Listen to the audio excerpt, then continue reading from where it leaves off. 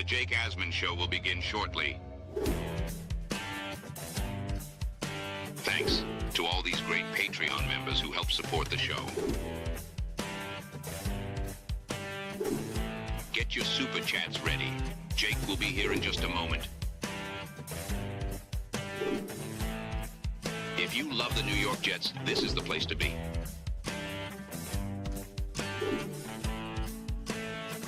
And now, the Jake Asman Show.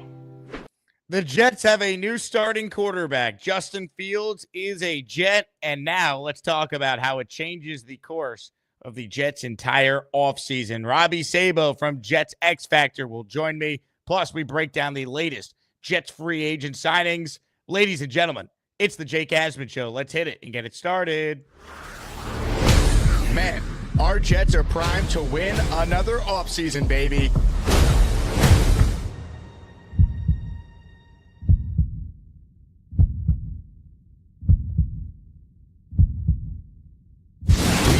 Jets green each and every day. Will the playoff drought finally end? Kings of the offseason, baby. This is what we do. At least we have Garrett Wilson. We have Breece Hall. Please subscribe and hit the like button below. Super chat, baby. Cut the line. We have Sauce Gardner. We have Quinn Williams. Prepare to be underdogs. Now it's time to talk all things New York Jets. It's the Jake Asman Show. Here we go. Welcome in, everybody. It is indeed the Jake Asman Show. Justin Fields is a Jet, and a lot of Jet fans are excited. A lot of Jet fans are skeptical, so it's just another day of being a Jet fan. Click the like button, subscribe to the channel, and let's say hello right now to our weekly Tuesday guest. He is the co-founder of JetsXFactor.com. Robby Sabo joins us now. Hello, Robby. What's up, Asmaniacs? Tournament going nicely or what? What's going on? The tournament has been filled with drama. We You got say one tournament or tournament? Which one do you say? I've been saying tournament. Why do I go tournament? Why do I say that? All right. Tomato. Doesn't bother me. It's like water. Say water. Water. You're weird. Coffee. Bagel. Yeah, bagel. Okay, we could talk. Let's go. Here's your updated bracket, Robby, since you asked. Today's a significant day. We got one matchup left inside the Hood region. The Hood region matchup features the 2 seed and the 15 seed Big Cho. Voting will start for that coming up. And then on my afternoon show today, we're shifting gears and turning our attention to the Butter region. And the opening matchup inside the Butter region is the number 1 seed, Robby Midnight, taking on the 16 seed Black Gypsy. So those are the 2 matchups today. It's been a wild tournament. There's been some upsets. There's been a lot of drama, and I'm excited to see how it plays out. Dude, Black Gypsy, that's a power name right there. I'll tell you. I mean, I think Robby Midnight will prevail, but that's a hell of a name. He's a potential Cinderella story, although I don't think it's going to happen. Think Valparaiso, something like that back in the day. Bobby, I'm rooting for you, buddy. You know what, Robby? Since you started with Maniac Madness and you come on and you're a part of this Maniac family, you know what I'm going to do right now? The earliest I have ever opened up poll voting for Maniac Madness. Voting starts right now. It's time for Maniac Madness. Who will cut the nets down as the top Maniac for 2025? Some of you don't even care, but we do. Let's get to it. Vote. The number 2 seed, David T, taking on the number 15 seed, Big Cho, is the final opening round matchup inside the Hood region. All right, Robby, we got a lot to talk about here. The Jets have themselves a new quarterback. His name is Justin Fields. Give us the instant reaction to when you saw the news come down yesterday. First reaction was, I'm not surprised. Jake, dude, we hopped on a show right after the Super Bowl, a day after, and that was the first day after they moved on. In quotes from Aaron Rodgers, I'm still not convinced it was all Jets. Maybe Rodgers was a driving force in that, but needless to say, it was early in the going, and we talked about it. I really thought Glenn would be enamored with Fields, and more so than Fields, I thought he'd be enamored in that type of offense, that quarterback designed rushing offense. You see in Philly, which Philly finally broke through. I could give a strong argument, if not for the tush push, they wouldn't have. It's such a game changer having that. Baltimore have yet to break through. But as a defensive guy, you fall in love with the things that break your back the most. And nothing is more frustrating than doing everything right on defense, scheme wise, personnel, strategy, 3rd and 11, only to have the athletic quarterback scamper for a first down. That just destroys you. It destroys your soul because you do everything right and the quarterback just gets it done. So from that mindset, defensive mind, I thought he'd be interested in this route, so I wasn't surprised whatsoever. In terms of the player, I understand the intrigue. I do. Engstrand, if they understand what the limitations are and they understand what they have and they really go about it the correct way, there's potential. If they're stubborn and ignorant and try to do things that don't make sense with this quarterback, it's going to be the same old nonsense. That's the way I view it right now. Well, the reality with Fields is this. There's a reason why he's about to be on his 3rd team, right? There's a reason why he's about to be on his 3rd team in 3 years. He has flashed at times, but that's all it's really been. It's been flashing at times. You could argue he's never truly been in a great situation. This year in Pittsburgh was the best situation from a coaching standpoint he had been in, and he was 4-2, took care of the ball. Statistically, he showed improvement in some areas, but until we see what he's going to be now with the Jets and their staff, I think every Jet fan should view Justin Fields as a 1-year lottery ticket. The contract does not preclude you from getting your long-term answer in the draft next year. It doesn't even preclude you from potentially taking someone at some point in the draft this year. And if it ultimately doesn't work out, you basically have Justin Fields under contract for next year like Tyrod is. He's your hold the fort guy that could be your quarterback until the guy you're drafting behind Fields is ready to play. So from that standpoint, I understand what the Jets were doing here. I get the logic. I just have doubts that he's going to be able to develop into this long-term answer at franchise quarterback. But to be fair, no one thought Darnold would do what he did and Baker Mayfield would do what he did. Sometimes it just takes time and the right change of scenery, the right coach for a particular young, talented quarterback. In a vacuum, just Fields, just that move with Engstrand, with Glenn, I like the move. That's in a vacuum. That's just looking at Fields, looking at having a hole at the quarterback position. When you throw in Rodgers and you throw in the money and you throw in the decision to swap the two, essentially, assuming it was all the Jets and not Rodgers not wanting out, what world are we living in where people think Fields is a better person to produce at the quarterback position than Rodgers? Are we still did the world end in 2012? Like, what world are we living in? Does anyone watch the film? Does anyone watch to see how quickly each quarterback gives up on certain plays, on certain developments, and certain concepts, and through their progressions? Fields is the most athletic quarterback in the league, save for Lamar. That's it. I mean, he is that good. So there is a lot of potential. That in a vacuum, I love it. Compared to Rodgers, not so much. If Glenn's the real deal and Engstrand's the real deal, they could do something, but the personnel has to change. This really helps Braylon Allen because you look at Baltimore, Derrick Henry, north-south, a lot of these zone read offenses, you want the running back to go north-south, hit the hole hard. That's Braylon Allen. It's not really Brees. Can Brees get back to that? I saw him hit the hole a lot harder his rookie year before he got hurt. You want to get the running back going north-south, and then the quarterback east-west, get him to flow left or right. So we'll see. It's, it's tough. I'm still mulling it over. I'm going to be watching a lot of film this week, starting today. I already have a film breakdown a couple weeks ago. I threw it out. There's intriguing possibilities, but there are also limitations. And by the way, tight end becomes that much more important. Fields, Cole Kmet, his tight ends produced in Chicago. The middle of the field, trying to target those guys, hurts with Goddard. We saw it even with Tebow in Denver. Julius. Some quarterbacks just prefer the middle of the field, and the nature of that type of offense, RPO, zone read option, also prefers the middle of the field. So I think personnel-wise, they got to understand it's very, very different now. if this team is smart, they're running the crap out of the football, which is why they need some good tight ends in the blocking game. They let Morgan Moses go to New England, so they're going to have to figure out what the plan is at right tackle. But this team still does have 4/5 of its O-line already in place. They have a good running back room. I think Brees has been underutilized. I think Braylon Allen, to your point, could really benefit from a guy like Justin Fields in the RPO game as his quarterback.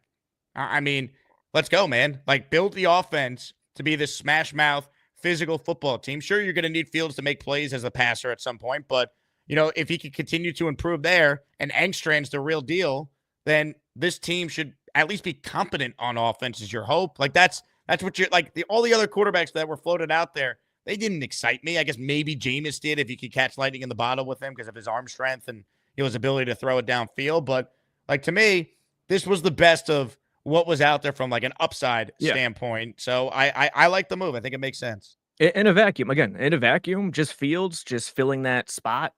Okay, I get it. But when going deeper, what they had to what they have now, I just don't. I don't know what world we're living in. Honestly, it's mind-boggling to me. But they need to get bigger on the old line if they want to be smash mouth and they want to be zone read and read option. Where's the beef? Like AVT, Tippmann, Olu. Okay, I like them, but they got to get bigger. I'm sorry. The Phillies line, why did Philly work with that type of offense? Look at how big they are on the O-line. Baltimore, same thing. They had a 380-pound right guard. You got to get bigger. People always say, because Philly won. You could win with defense and running the ball. Of course you can. But it's much, much tougher to do. It's not black and white. There's a lot of gray here. And sure, you could try to pound the crap out of the ball and play defense, but in this league with the rules, it's much, much tougher to do. My hope is that everything is trending back a little bit more to the defense. I'd love to see that personally because I'm a defensive guy first, but that is my hope. And this is Glenn's vision, and it's been this way since Rex, so why change now? Get me Tyler Warren if we're going to play this smash mouth football and still be a safety valve over the middle that could be a yak guy and make plays. Yeah, dude, Tyler, he I think his candidacy just got shot up with this move. They need a threat in the middle of the field. Garrett, he could play anywhere. He could play slot. He could play outside. And by the way, do I anticipate Garrett being happy the next year or so if Fields is the quarterback every game? I would say no. He was frustrated with Zach Wilson. He was frustrated with Aaron Rodgers. I wouldn't expect much to change if it's just Fields. Well, here's the thing. People will say, he played with Fields in college. It won't matter if they're not winning. Garrett wants to win. That to me is the bottom line. I know he was excited about Fields with resharing the Instagram post yesterday. But I'll say I didn't this. even see that. Yeah, but I'll say this about Garrett. Like, DJ Moore's last year with Justin Fields, he had like 1,400 receiving yards. So the idea that Fields can't get the ball to Garrett, he can. The question is, can he get the ball to other players on this team? He can, dude. He can get the ball. He can get his. That didn't, getting the ball to DJ Moore, it didn't turn into a winning strategy. I'll say that. But let's again, if Engstrand's the real deal and Glenn's the real deal, they will not be stubborn. They will understand what they have and they'll mold their offense around what they have in Fields. Can it work? Yes. But in my opinion, it is the much tougher route in today's league.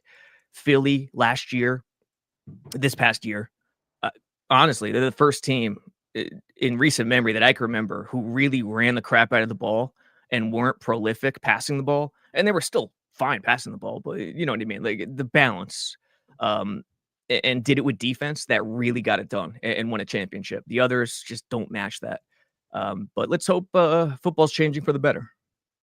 Justin Fields is a New York Jet, ladies and gentlemen. He is the starting quarterback for the team. Now, I do suspect Aaron Glenn will try and play it off like it's some sort of competition because that feels like his nature. But let's be real. Yeah. You guarantee a quarterback $30 million, he's the starting quarterback barring injury.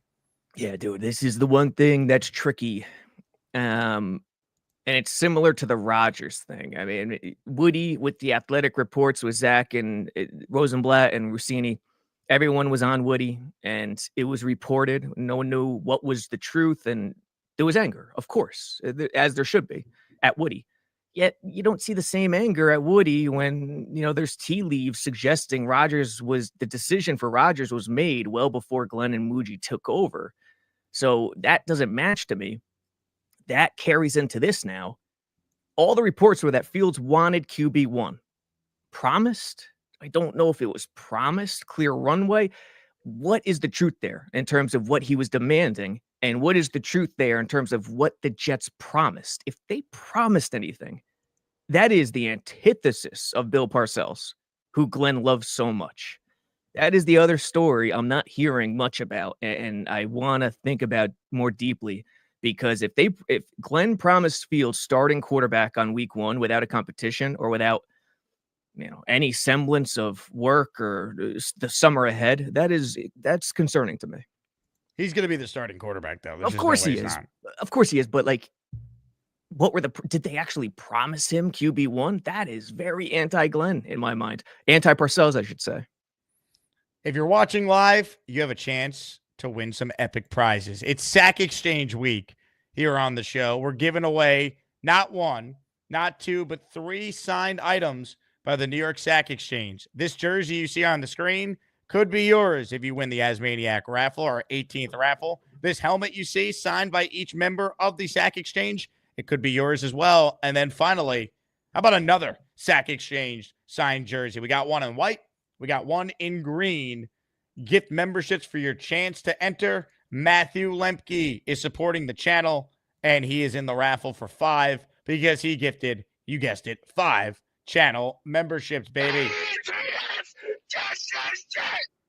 JR, David Alila, Jay Sylvester, Big Rush 2112, and Jay Savage, all receiving memberships from the great Matthew Lemke. Matthew, thank you for supporting the show.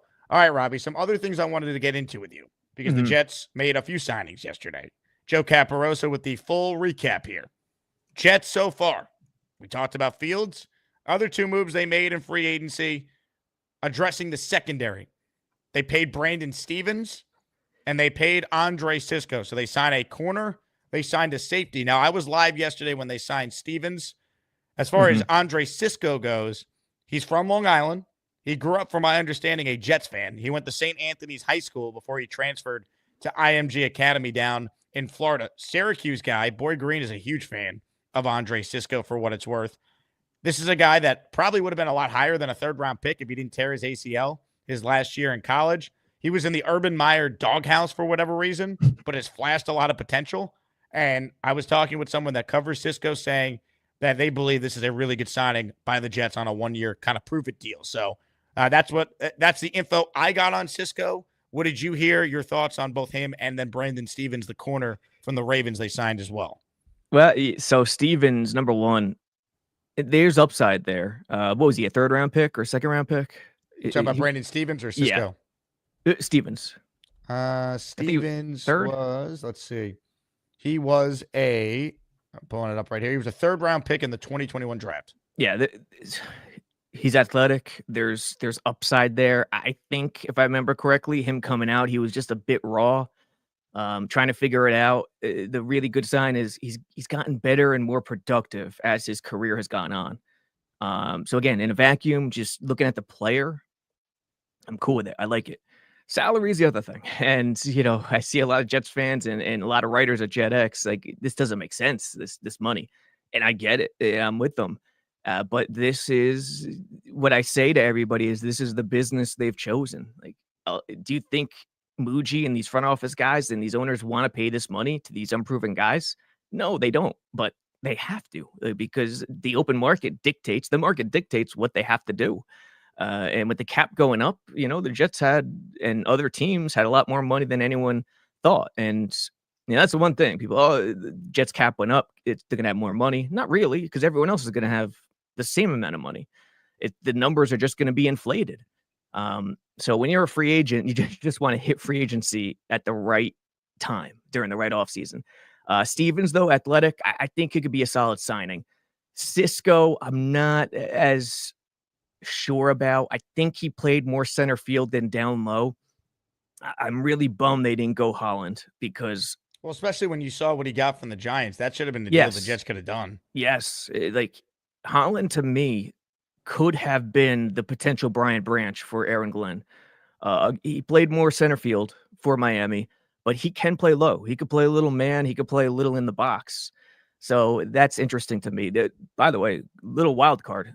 Michael Carter, the second, might be Glenn's Brian Branch. He used to play safety back in the day in college, high school. So actually, I don't know about high school. I think so, but I'm not positive. He could tackle. He could set the edge. So look to him to maybe play that third slot, third safety role as he currently does with the Jets, just a little more versatile.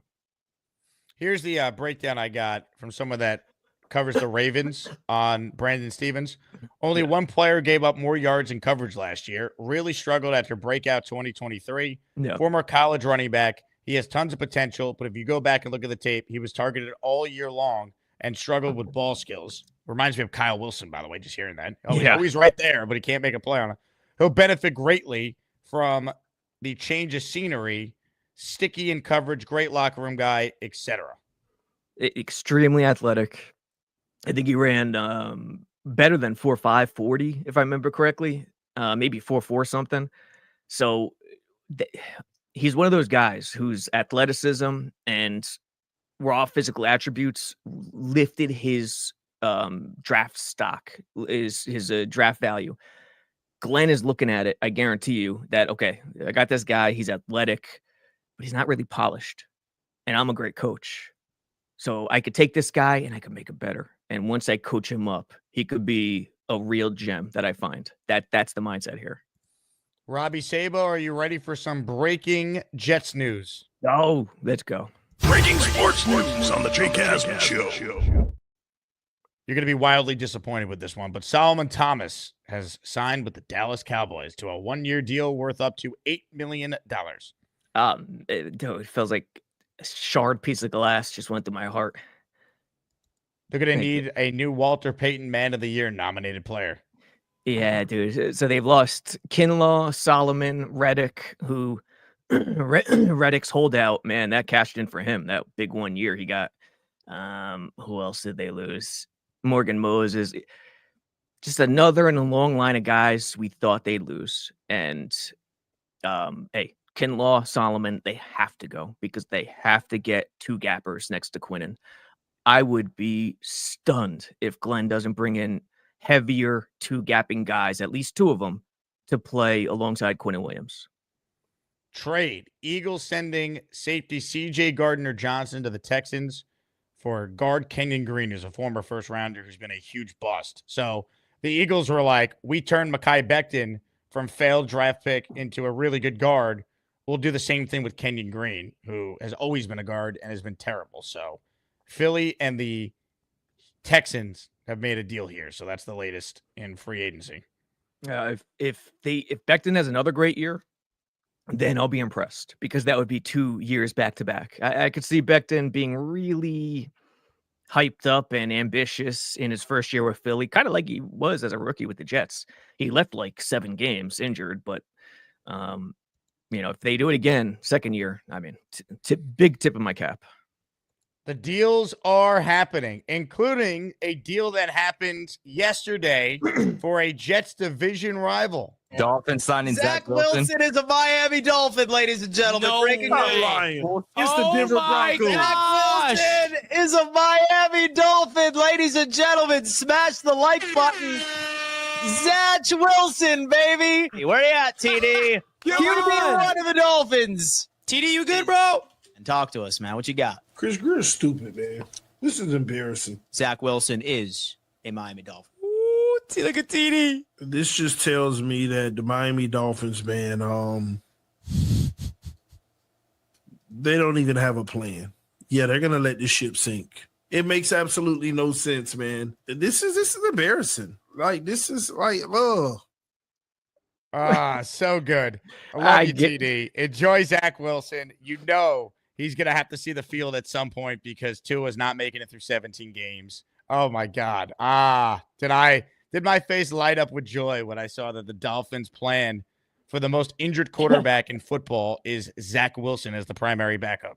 See, this is why I'm not a good radio guy, because I'm about to rain on your parade. Like I get it. I understand the glee, like the horror. Oh, but just the absolute horror that Miami's going with Zach Wilson. Is he going to be number 2? He might be number 3 still, but no, I think he's going to be there. Looking at the money, I think he's going to be their backup. Maybe they draft someone to compete, but listen, I get it. Don't keep the same energy. I'll say that, but I'll say this to that Miami Dolphin fan. Why not? Like, it's we live in, again, this world. There was no guarantee that Zach Wilson was destined to be a bust. None. It depends on situation sometimes. And I'm not saying that for him, he could have turned into, Steve Young or something like that, the next BYU great, if he had the right coaching, but I can't rule it out completely. So he got $6 million and it could be worth $10 million. What's the contract? What's the contract? 1 year up to $10 million, $6 million guaranteed. So he's their backup.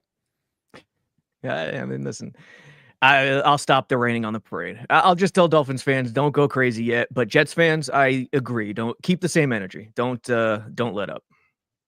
Hit the like button if you're just tuning in. If you want in on the raffle like Matthew, gift a membership. A super chat here from Aced Up starts us off. What do you think about trading back out of 7 and getting more picks, or do we pick at 7? I would love the idea of trading out. I appeared on the Green Bean Monday mock show last night. We made a bunch of trades. They built a statue for me, Dom C, and Green Bean. If the Jets were able to execute the mock draft we pulled off last night, but I'm always team trade back, but it's easy to say that. It's a lot harder to actually do it because which teams are coming up for what player? Yeah, I'd bet, it's like 90% sure the teams that want to trade back usually don't, because it's very difficult to pull off. And I would put Glenn in that camp, Glenn and Muji in this situation in that camp where they'd want to trade back. It's my top priority. It's my top wish on the wish list right now. But hey, I'm still going through film. I'm still on Jackson Dart. Just released a premium film breakdown. Use promo code Asman, by the way. Discount code Asman's flying off the charts, by the way. AS. How do you spell your last name? ASS. Only one S, sir. Oh, ASMANN, 2 N's. Promo code Asman is indeed flying off the shelves at JetX. I mean, come on now. Yeah, 99 cents first month. Is that still the deal, or we got a new one going? Yeah, dude, 99 cents first month. But listen, Warren, I think the Fields thing really, really muddies the waters in terms of what they're going to do now at 7, because Warren becomes that much more intriguing. Graham, I still got to watch him. I love him as a player, but does he fit? I don't know yet. And then who else? You got the tackle, obviously, and trade down. And Dart, by the way. Where is Jackson Dart going to get drafted? That's the big question. Better not be at 7. You're still on that train for sure? No Dart? Yeah, I don't want Dart at 7. I don't think he's worthy of a top 10 pick in this draft. He's played 30 career snaps under center, and you take him at 7, you're under pressure to play him, and they just gave Fields $30 million. There's no way they're taking Dart at 7. Yeah, it makes it even muddier now to me, because is Dart the right backup for a Fields type offense? This is the other thing I wrote about, is when you go with Fields and you go with that type of offense, you want the backup to kind of mirror that guy. Tyrod, does he fit that as a player? Kind of. At his age, not so much anymore, because he's not as athletic as he once was. It's why Baltimore had Huntley as Lamar's backup for so long. You kind of want to mirror that. Mariota with Hurts at one point. Kind of want to mirror that quarterback with another guy so the entire offense doesn't have to change. It's very hard to do on the fly, change the offense.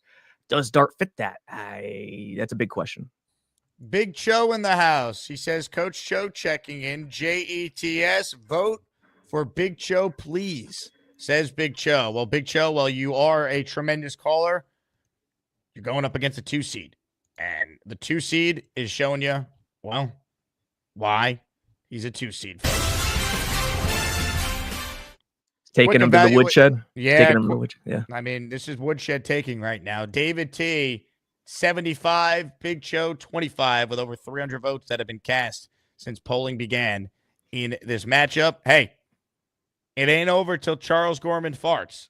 So there is still time for a Coach Cho comeback. No doubt. And even then, it might just be halftime. And when he farts, like Jesus, it's never over with him. Like, hasn't he blasted a couple off since that original shot heard around the world?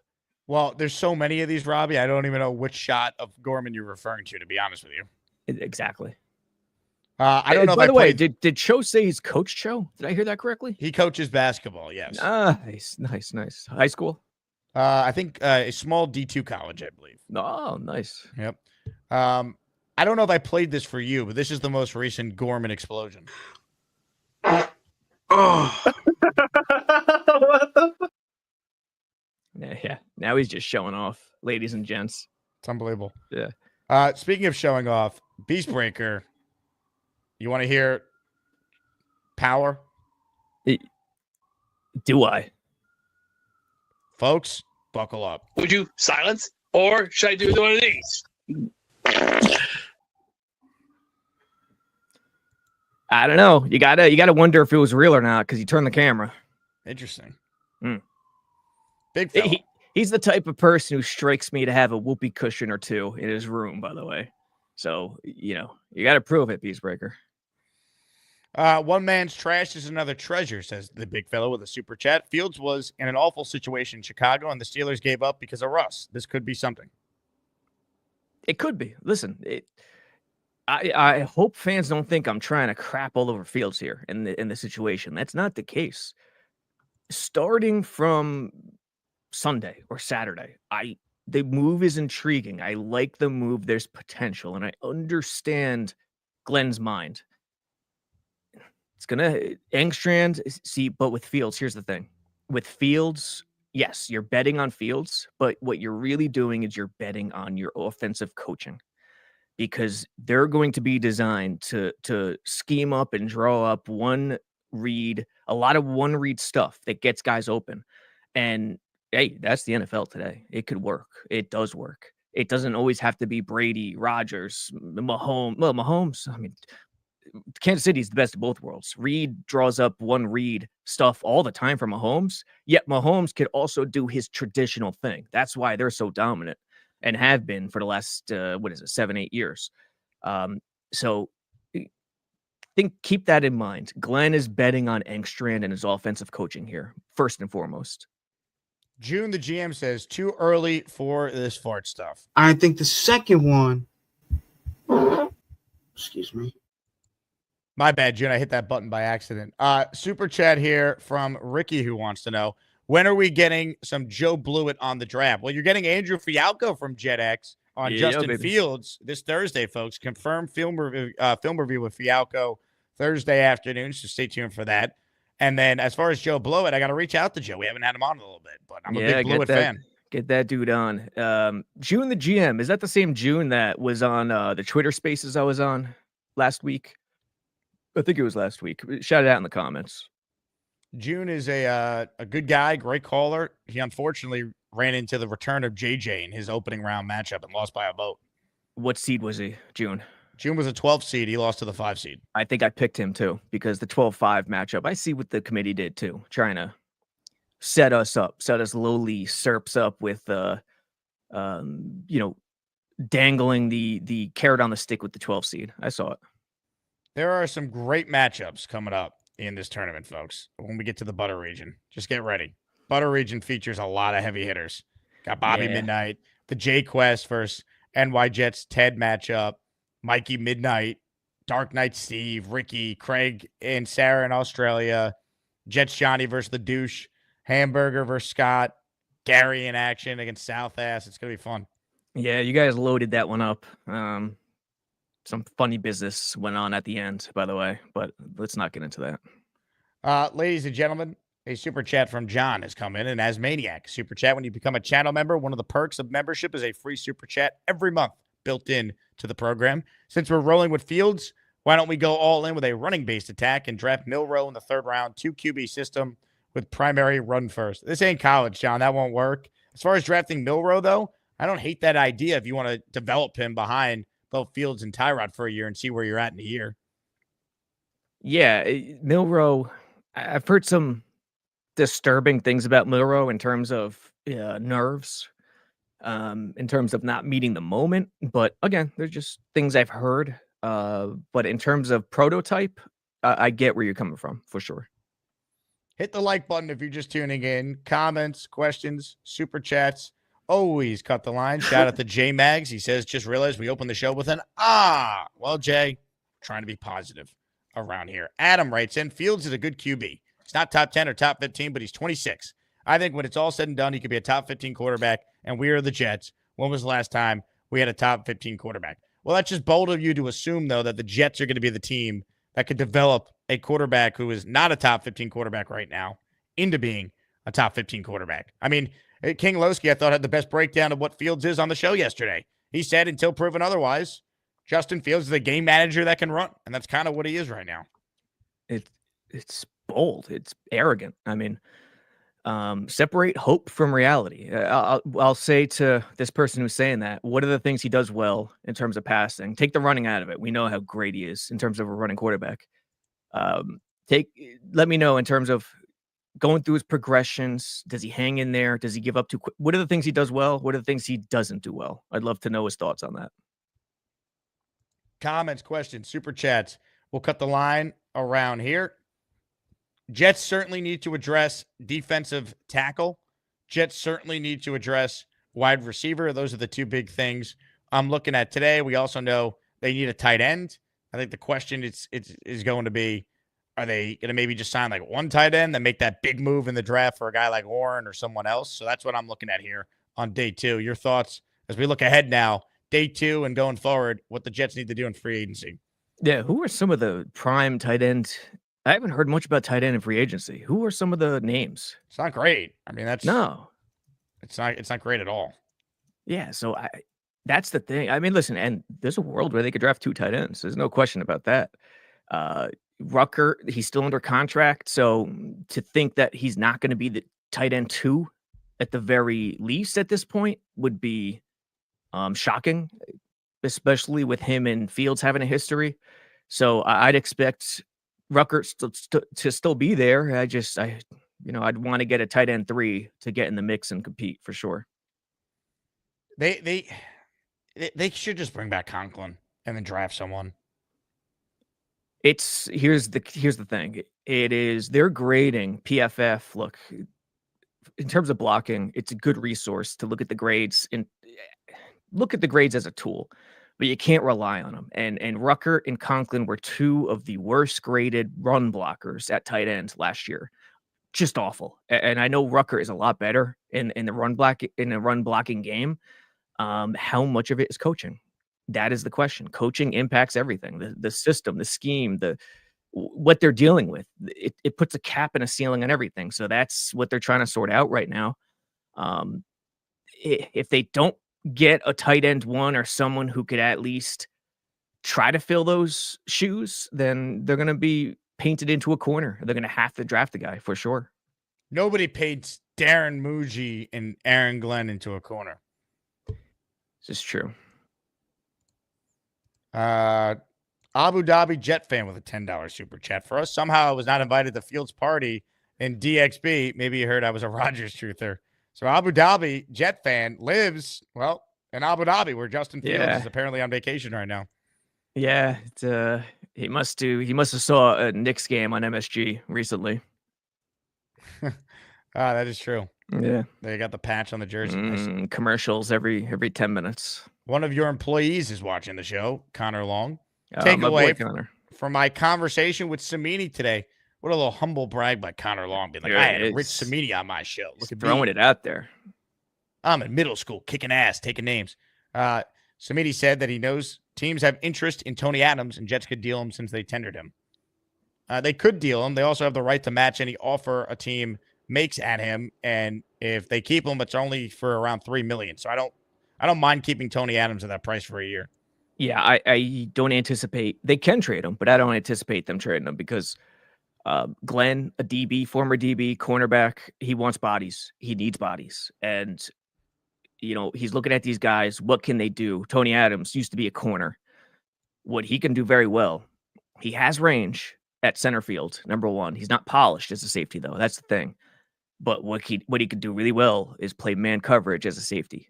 And I'm not saying he's, Rod Woodson, but he has that ceiling in terms of man coverage at safety. And that is a tough thing to find. In today's NFL, you want your safeties to be able to play man coverage. Just the way the game is, the way the rules have gone, where we are today. So I think he's one of the bodies Glenn wants to keep. When it comes to tight ends, here are some of your names to look at. Jerwan Johnson, who's with the Saints. Mike Gesicki, I think he resigned somewhere. Austin Hooper, who is with the Patriots most recently. Mo Ali Cox, I know your co-founder, Michael Nania, suggested him as a guy to watch. And then Tommy Tremble from the Panthers, another name there. It's not a great tight end class in free agency. No, and Juwan was connected to the Jets at one point, right? Yeah, it's, Juwan is sort of intriguing. How much would he cost is the question. I do think, Ruckert's going to be in the mix. So sign one of these guys and then go into the draft with the option. That's got to be the roadmap. Hit the like button if you're just tuning in. We're talking with Robby Sabo. If you have a question for Robby about the Jets, the draft, anything on your mind, write it in. We're presented today by one of our longtime sponsors. Start thinking about your summer wardrobe, people. It will be here before you know it. That's why I'm here to tell you all about Chubbies. For over a decade, we've been perfecting the perfect length, fit, and feel of shorts. We said no to shorts that fit weird, look weird, and smell weird. You know who you are. Our shorts make every weekday feel like the weekend. Why? Because every weekend is freedom and relaxation. Your thighs should get that 7 days a week. These are the shorts that changed shorts. Chubbies, proper length men's shorts. These are the best shorts you're going to own. We'll give you 20% off right now. Use promo code ASMAN20, chubbyshorts.com. It's linked in the description. It'll be the pinned comment down below. Let's get you set for summer, people. It was a really nice day yesterday. You can actually wear shorts walking around New York. It was so nice out finally. So it's almost that time. Get yourself some brand new shorts. Check out the awesome selection of shorts that they have. They also have some great shirts that you've seen me rocking on the show as well. 20% off Chubbies with code ASMAN20. Let's go, baby. Summer is almost here. Shout out to Chubbies for being a part of our show. Let's bring Robby back on the program right now as we get set to take some calls coming up. But first, this one is from Adam, who says, Robby, Fields does a good job with seeing his number one wide receiver, 1B1. His completion percentage has gotten better year on year. I think he has a good deep ball. He is efficient with the ball. Then RPO and running. I believe in him. Okay. Getting it out to the number one guy in the progression. Every NFL quarterback could do that. Deep ball, good deep ball. He's got to he's separate the two things. His arm, tremendous, strong. I mean, he could make every throw on the field, no question about it. But that's not the stuff. Zach Wilson could make every throw on the field too. That's not the stuff I'm worried about. The stuff I'm worried about is hanging in the pocket. That pocket awareness, which he has. He has pocket awareness when he wants to run and what he sees in terms of vision. But pocket awareness hanging in there to get to the second and third reads, that's been his bugaboo. And when you watch the tape, it's there. It's there with Pitt last year. I mean, you just go to Jets X Factor. It's all there. So we'll see. We'll see what they could do. By the way, we got some breaking news here. The Vikings quarterback Daniel Jones is expected to sign with the Indianapolis Colts. So Daniel Jones and Anthony Richardson competing for the starting quarterback job for the Indianapolis Colts. Did someone say it looked like John Cusack in the chat? That was your takeaway? Yeah. Where the fuck is going? John Cusack. Who is that? Yeah, he's an actor. Let me see. I actually like that comp a lot. Let me see. Yeah, I can see it. I can you don't see have a take on Daniel Jones joining the AFC South? Yeah, it's I've been called Ferris Bueller once too, but that was a long time ago. I don't know. Daniel Jones, Anthony Rich. It's not exactly Montana Steve Young in the late 80s. I'll say that. It is not. It is not. Anthony Richardson's not great, but I would think he's better than Daniel Jones, but Richardson's tough, man. That's a perfect example of what we're talking about. Like, dude, his arm is just electric. but playing quarterback at this level is it's mind first. It's mind for like Tebow went through the same stuff. Daniel Jones goes through the same stuff. Like what the Colts just did was they brought in Daniel Jones, who's kind of a mirror of Anthony Richardson, where he hangs in there a little bit more and he tries to do the right things pocket wise. And I get why he does it in the situation where Daboll had him set up in that way. Like they'd still run quarterback design stuff. When Daboll took over, he did the Josh Allen thing and he told Daniel Jones, hey, use your legs. If you don't see something, take off, break the defense's back.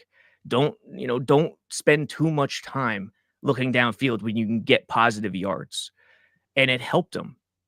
But when they tried to go more balanced, it didn't work. So the Colts have two similar quarterbacks. I'll say that. By the way, you never seen the movie Say Anything? You didn't know who John Cusack was? Say Anything. What's that? It's a movie. I know, seeing the face, I know John Cusack for sure. There's been a bunch. He's one of those guys who's been in a bunch of movies, but I can't name one. I mean, this is a classic, man. You got the boombox. I don't know what the hell that is. Well, on that note, it looks like AI. Comments, questions, super chats. We'll continue to cut the line. Steve wants to know, which receivers would you look at in rounds 2 through 4? We still see. Here's the thing with receiver. We still don't know how it's going to shake out. Tet McMillan. I'll start from the top. Tet McMillan, I'm not crazy on in terms of a top 10 pick. If I'm going to go receiver top 10, I want explosion. I want a guy who is explosive as anything, like Harrison and Neighbors. Odunze, even though you guys wanted to kill me, I wasn't a Odunze fan last year. Just didn't see the explosion. I love Brian Thomas. I like McConkey. And McConkey's not, raw athletically gifted, but he is just one of those ballers. Like he just knows. He knows how to play football. So Tet, I'm not sure about. The Ohio State kid's got the explosion, but he's not polished. 2 through 4, I'll have to get back to you on that. They're all over the place right now. If Golden drops, I'll be all over Golden. That's for sure. He's going in the first round. He's not getting out of round 1 for sure. But if for some reason he drops, I'd be on him. If we're gonna do the Ohio State thing, Emeka Ibuka, I don't think he's gonna be there in the second round, but I guess you never know. Yeah.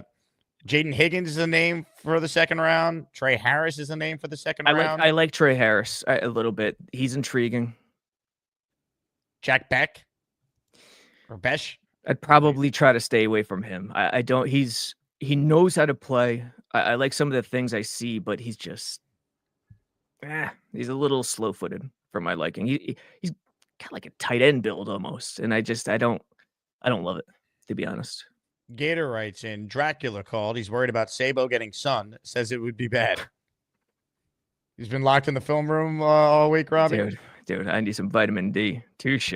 Who said that? I got to tip my cap. That would be Gator McCluskey. Good job, Gator. Comments, questions, super chats. We'll continue to cut the line. Let's get to some calls now, and let's check in with a guy who right now is in full competition mode. The number 2 seed. David T. currently leads the number 15 seed, 73-27 in this morning's Maniac Madness matchup, our final matchup inside the Hood region round of 64. So our first call today is coming from none other than the David T. I got my Iron UG. I hope you like my Jets take. You know they call me David T. It's not easy for me to see, but if you bring me full stream, you might like what I had to say. I'll need to get real damn close, cause my vision is dog shit. Hey, Jake and Robbie. What's up, David? Hi. When they signed Fields yesterday, I felt a little more comfortable and a little bit more hope. And now today you tell me they Dolphins signed Zach Wilson. Now I'm shaking in my boots. I was thrilled when I got that news. I think it's a great signing for them. Yeah, and we're going to be able to have a lot of fun with it too. I just love how you guys are so knowledgeable and analyze everything and all that kind of stuff. My question is, Does it sound like I know it? Really? I'm fooling you guys? Okay, nice. it doesn't. No, yeah, you can't give me any baloney there, Robbie. You know you're good at what you do. Yeah. But anyway, my question is, and I hope it's a good question. You were talking about the trenches, and I know they can bring some big boys in on the defensive line, but you had said, like especially for the running game, that the offensive line has to get bigger. Well, if we have most of our starters intact, I mean, how can they get bigger before the season? Well, they got a tackle opening. Moses is gone, so I wouldn't be stunned. Okay, so if they bring a big boy in, one guy could make a big difference. Yes. Yeah, I mean, there's only 5 spots. So, and listen, you got to take one step at a time. Glenn is coming from a place where Panay Sewell was the building block, kind of like Mangold and Brick in 2006 for that talented Jets roster. Panay Sewell, same thing with Detroit. So watch out for that tackle in the top 10 at 7 if he lasts. Okay, great. Yeah, you just answered my question. Thank you so much. David, how you feeling about your matchup? You didn't even bring it up. Well, I have a lot of respect. Big Cho, Coach Cho is one of my favorites. So, yeah, I feel really, I don't know what the word is, humbled, I guess. Well, you have a lot of love from the community, David. It's well deserved. Yeah, dude, I took you to the Final Four, so don't screw this up. Yeah, you know what, Robbie, and in life there were things right in front of my nose that I did mess up. So anything is possible. Yeah. It's the detective's curse, isn't it? What you just said. Yeah. So well, David, keep up the great work, and if the score holds, you're going to be on to the round of 32. Wow, that would be awesome. Yep, you guys keep up the great work too. I love all the info and the analyzation, and you guys are good at what you do. Ladies and gentlemen, the David T. I got my INUG. I hope you like my Jets take. You know they call me David T. It's not easy for me to see, but if you bring me full stream, you might like what I had to say. I'll need to get real damn close, cause my vision is dog shit. David T is hyped, man. We've heard from David T, Robbie. Now, let's hear from his opponent. Does he have a rally in his bones? Ladies and gentlemen, the 15 seed, Big Cho is on the line. Hello, Cho. What's going on? Cho. I'm getting hammered. You getting hammered? What do you mean? No, not hammered like drinking. I mean, I'm getting hammered in the pole. Hey, Big Cho, coach. Who do you coach? I coach college basketball at Catawba College in Salisbury, North Carolina. I didn't think it was in the north, Catawba. I gotta be honest. It's in the south, it's in North Carolina. Yeah, I didn't think it would be, in the north of the continental United States. I'm saying. Oh, okay. Yeah, but yeah, D2 basketball, not bad. Yeah. We're in the NCAA tournament. We're the 7th seed in our region. Do they take 32 or 60? They take 64, right? 64. Yeah. We got an at-large bid. There's eight regions at 8, and we're in the Southeast region, number 7. Yeah, one of my friends growing up, he tremendous player at my high school. He went to Lock Haven and was tremendous. D2 school in PA. Okay. Well, Coach Cho, you're fighting hard out there. You ran into a buzzsaw, but you've only been calling the show for a few months. I think at this time next year you'll be a way higher seed. Yeah, I think so. I'm not disappointed. I knew I just started calling, so it's no big deal. I like David T. I have no beef. I like the posture you got going on today, Cho. Yeah, I'm just laying back in my bed, chilling, listening to your show. Yeah, you look focused. Well, Big Cho, I appreciate your support. Great job out of you. Yeah, no problem, Big Daddy. I'll be calling in.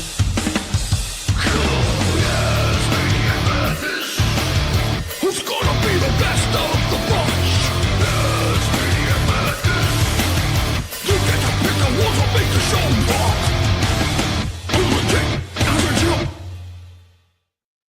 I wasn't expecting to be called Big Daddy by Big Cho there, but That's the takeaway. It's gonna stick in my mind all day. that I haven't been called that many times in my life, so that is unique. GD Jets, Big Daddy. Bang Mateo says, Robbie, how many W's in 2025 would be promising to you? Playoffs. Yeah. 9 wins, 10 wins. A winning season. Yeah. Yeah. I don't listen. If they win 3, 4, 5, 6 games, it's the same old, same old. I will not feel positive about,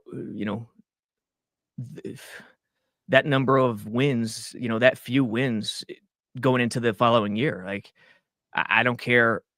Okay, the quarterback playing well and discovering a quarterback may curve my feelings a little bit, but it's fool's gold most of the time. Like, it's like when you're voting for a Hall of Famer, it should be a quick decision. Is this guy a Hall of Famer or no? Like, immediate reaction. If you have to think about it, he's probably not. And that's the same for coaching in football, I believe. So I think right away we'll know if Glenn's the real deal. Gary writes in, are we now Daddy X? Daddy X. As you would imagine, the chat is having some fun with the Big Daddy comment from Big Cho. The way he was lying on the couch too. I mean, it was a whole mood around that Big Daddy.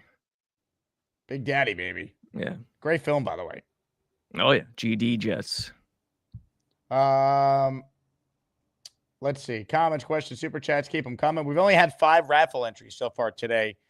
We made the announcement yesterday. We got not 1, but 2 signed Sack Exchange jerseys we're giving away and a signed helmet by the Sack Exchange. So all you 80s Jet fans out there, this one's for you with this theme this week. The Sack Exchange era of Jets football.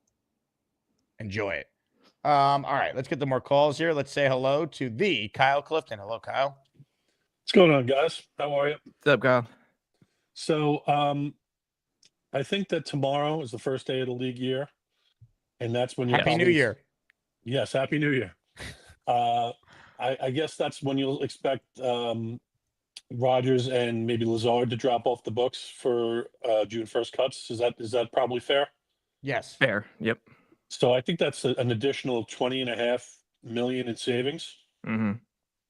And we're doing pretty well if you look on over the cap as far as cap space. We're somewhere in the mid-30s, I think, even with the spending yesterday.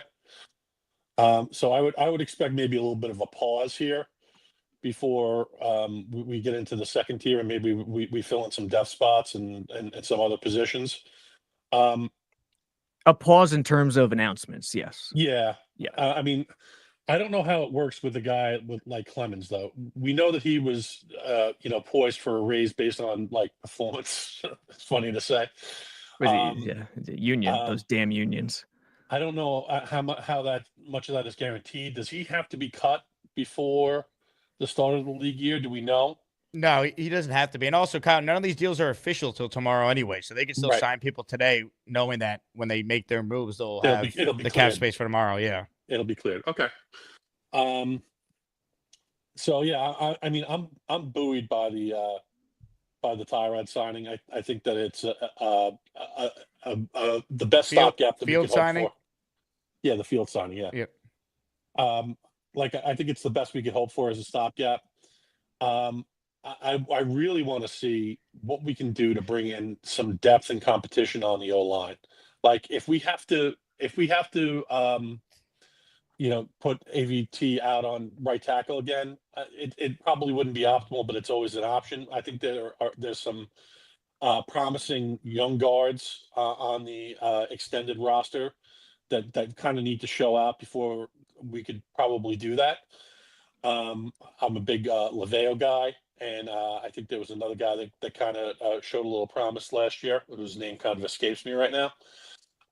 But to me, like at 7, it's increasingly more Warren because of the huge leap that he would bring to that room. I don't know that Membo is going to be there for one thing. It's probably about a 50-50 chance he makes it past 4 to the Patriots, and I want to know what your guys' thoughts are on that. Yeah, I mean, he's a much bigger dude than Campbell, but Campbell's not small either. So I think it'll come down to who. I haven't gotten to the O-line yet. Maybe you know more than me. Which of the two guys is more of a mauler? Is more of a run blocking dude who could pave the way? And I think that's Campbell. I think that from what I'm hearing and my reading is Membo's more of an athletic freak type with maybe right. Then I think Campbell stick at tackle. Right. And they're already talking about moving Campbell inside. I just having a tough time trying to imagine the Patriots taking a guy who was going to end up at guard at 4. We'll see. Here's Campbell. I think there's talk about it, but how legit is it in terms of him moving inside? Right tackle, again, with Fields, envision that offense. Having a Mauler at right tackle, not the worst thing in the world. So, he's not as big as Membu. I don't know how to say his name. Membu, the Missouri kid. I'll just keep saying Missouri kid. LSU kid, Missouri kid. But it's the prototype. If Campbell's the more Mauler type and they feel comfortable at right tackle, don't sleep on that in terms of Jets if he lasts at 7. I see some mocks where Campbell's going 4 to New England. Yeah. I mean, I'm not above burning a top 10 pick on a right tackle. I was a big Funga guy last year. Yeah. But Funga, I forgot about that guy. How did he do? I haven't really kept tabs on him, but I mean, I liked him at the time. I'm not ashamed to say it. Mm-hmm. By the way, the clip before of the AFC East Roundtable, the best part was Lowski piling on TD and the Super Chats. Keep up the good work, guys. Kyle, there you go. Excellent call.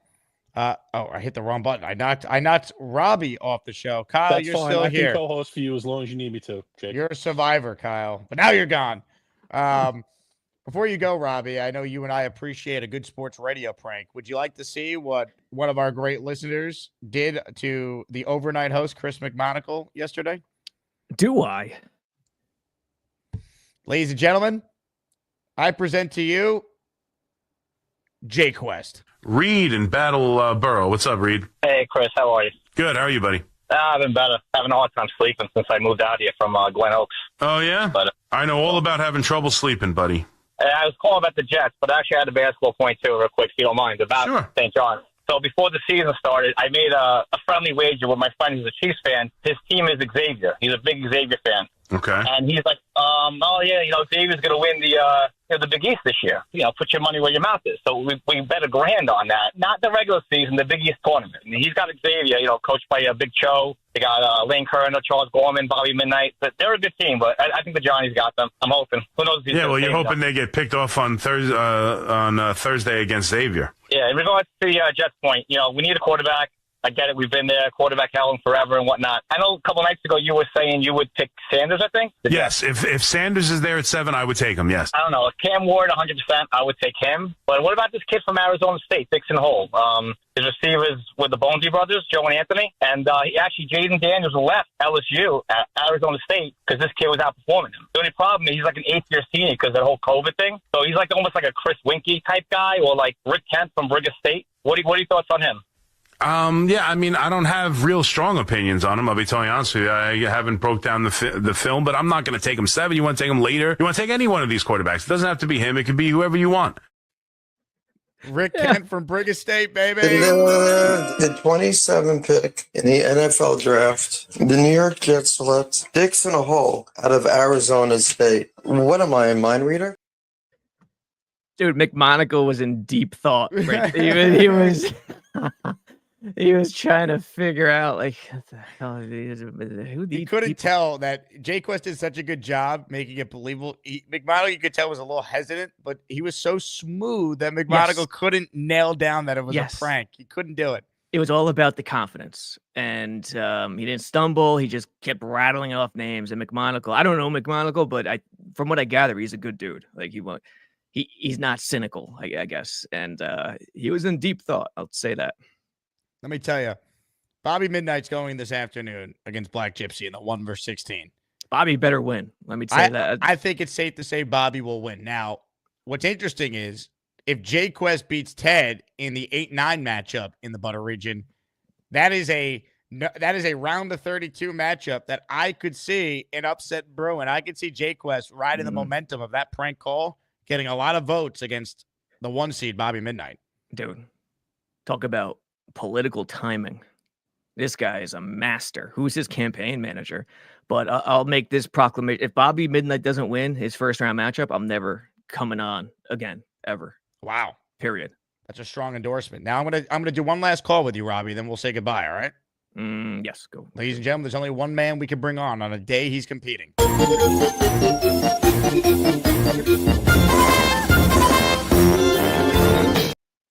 Hi, Jake. Hi, Robbie. Jake, What's up, Bobby? What did Cho call you again? I called him Big Daddy. Yeah, Big Daddy. Yeah, that fits. Yeah. Big Daddy fits. Yeah. I like that. That's a good nickname for you. Big Daddy Jake. How does that go? So why do Miami always pick up Jets leftovers quarterbacks? I don't understand. I don't know. Why. Mike White, now Zach Wilson. They had Braxton Berrios. Didn't they sound like Dan Feeney?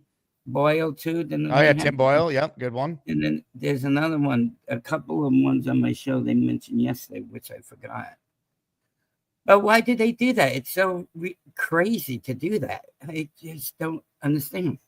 Bobby, I might have hurt your chances in round 1 based on the comments. Don't threaten us, Sabo. Well, don't worry about it. Don't worry about it. I don't care. If I lose, I lose. Yes, you do. You can't. Don't play it off. Mikey's got to win everything. Mikey had a great day yesterday. Hey, you'd be happy for your brother, but still, you gotta. I know I could do it. I know I could do it. Okay.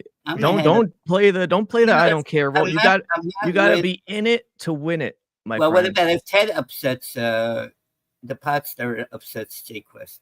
I don't see that happening, but it could happen. But no, if Jay Quest is a funny guy. I couldn't believe all the stuff he said to that guy.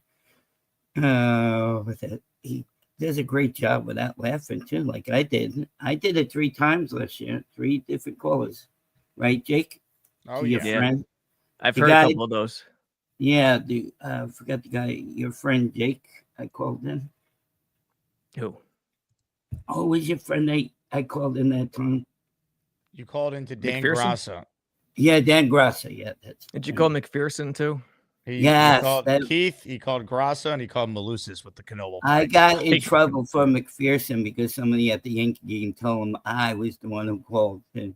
Yeah. So, and then he does a Nick show. And he told him, "Oh, Bobby Midnight told you did it." So, where's Continent these days? Where's Big Continent? Carlin. Is he still on the radio? Oh, yeah. He's on from 10 to 1 with Bart every day now. Carlin, yeah, I like Carlin. He's funny. Hey, Robby Sabo, guess what? Next Tuesday is my interview. I go to get for my new job. They have Burger King? No, that's all gone. But this is a different method I went through. What happened to Burger King? Didn't get it. My friend Nick said, "Won't you get some help to get you a job?" So I went with his advice, and it worked. I got the interview for Tuesday. What happened in their interview for Burger King? Let's review this. It was the same lady I interviewed with before. She didn't like me for some reason. Did you? Yeah, probably because I didn't use your Mando, the roller. Yeah, you smelled so bad. They're like, we can't hire you at this establishment. Yeah, I know the Mando. I'm not using Mando. I got. How much does it cost? It's cheap when you use promo code. Yeah, I know 25% promo code. Do you know the promo code? Jack Asman. Jack Asman? Jake Asman. Jack Asman? Is that what you just said? No, Jake Asman. It's an And underhand. I got your hat on today, Jake. What's your next interview? What's the job? What is your prospect here? Well, they'll give you a bunch of Promo code Asman for the record. Shopmando.com. Okay. I'll look that up, see how much it costs, and then I'll get Bobby, some. you're killing me. What job are you going for, brother? What's going on? Well, I don't know yet. They have to give you lists, and then they look for jobs for you. Oh, it's a headhunter. They're you well, hired. they help you out. They know the jobs that are opening and you're specialized for. Because I went there 10 years ago, and the same lady I talked to a couple of weeks ago, it was Melanie. It's a nice lady. If you could do anything in this world in terms of job and be happy, what would it be, Bobby? Well, my friend Alan said I should be a telemarketer. No. What Alan says. What about well, you? Do you think I could be a good telemarketer? No, I want you to tell me what you want to do. Well, I want to be a cook. I want to cook. You want to be a cook. Breakfast and lunch. No. Yeah. Love to cook. You want to cook? You want to cook professionally? You want to be a professional cook? Well, not at my age. What do you mean not at your age? What are you talking about? 56. I'm old. Well, that's like the new 18. What are you talking? That's the new 18. Okay. We're living 2020. Yeah, well, I'm losing the weight too. Good. Tonight's, well, Nick will tell you how much you weigh tonight. Stop. After this call, Google how to become a professional cook and see what it says. How to become a professional cook. Yes. Google AI. We have a professional cook that watches the show. We got two of them. We got Chef Kevin. Kevin. I would love to move down to New Jersey to work for Chef Kevin. I would do anything. Chef Nico, who is one of the Yankees legend suites, and is a great guy. Yeah, I heard about that guy, Jake. You told me about that. He's awesome. I like that. What you have to do is seek these two Asmaniacs out and ask for their advice. What is the first step? What do you have to do? Beagle Tree says Bobby just joined the military. No, not my shape. They won't take me in a heartbeat. Why not? You'd be an honor to watch you serve our great country. I agree. 56. Am I healthy? Use the 56 for this one. I agree with that. I'm not that healthy, but I'm losing the weight, Robby Sabo. I don't want you on that wall. Let's just. No, I'm not going to be on that wall. I had to sign up when I was 18, but no, not with my health issues. No. Beagle, that's a good, nice thing, but not my age. I'm too old for that. Yeah, I agree with that one. But I got jury duty coming up soon. I don't know when. Oh, that's frightening. I did that before. I think you can get out of that. You're a public figure now. You're too famous to go on a jury. Oh, really? That's how you do it? Yeah. I've never been chosen. There's some kind of loopholes you could do around that. Yeah. So thank you, Jake. Wait, when is jury duty? This is actually very exciting. It's frightening too. They said they mailed me. They gave me a letter. It will come in the mail soon. I don't know exactly when. Well, we know you never get your mail, so you're never going to see it. No. Now the snow is gone. It's almost gone. The snow. Whoa. What do you have? What did you have? Newman as your mail carrier? 2 inches of snow. No, during the winter, sometimes the thing gets frozen, and then I had a microphone from Gator. The mailman gave the wrong key. I thought it was like your mailman didn't deliver when it precipitated. No, he did deliver, but he gave Michael the wrong door key. He used the wrong door key, so I got Gator's microphone. I hooked it up a few times, but I got to keep it on my computer. So so no, I can't wait until I get the next Tuesday. That would be great, probably 9:00 in the morning. I'll be there. And I got my haircut for it. The occasion. Oh, shut up. You copying my hairstyle, Bobby? What's going on? You copying me? I don't color my hair anymore. I'm 56. So what did you do? Did you paint your hair? What's going on? No, I used to. No, this is gray. This is all gray. I used to, when I was 16, I started using color for men because the lady at church, well, like around 20 people. Okay, I'm 16. So Cindy goes, Bobby, you got a gray hair.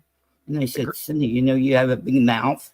She has about 20 people. I didn't want people to know I had gray hair at 16. Why? The girls dig it, Bobby. That's 16. No, they don't. No, I color now. I stopped last year coloring. See, I'm going your style, Robbie. You guys are twins. Silver Silver Foxes. But you're much younger than me, Robbie. So got that right. I mean, you're like in your 40s, we're close, right? Nah, you're we're in close. 40s. Yeah. Not Bobby, 50. your scrotum wrote in. Please don't get a job. We want to stay at home all warm and cozy in your robe. Oh, I know. This is going to come off soon. The robe soon. The weather's getting better up here.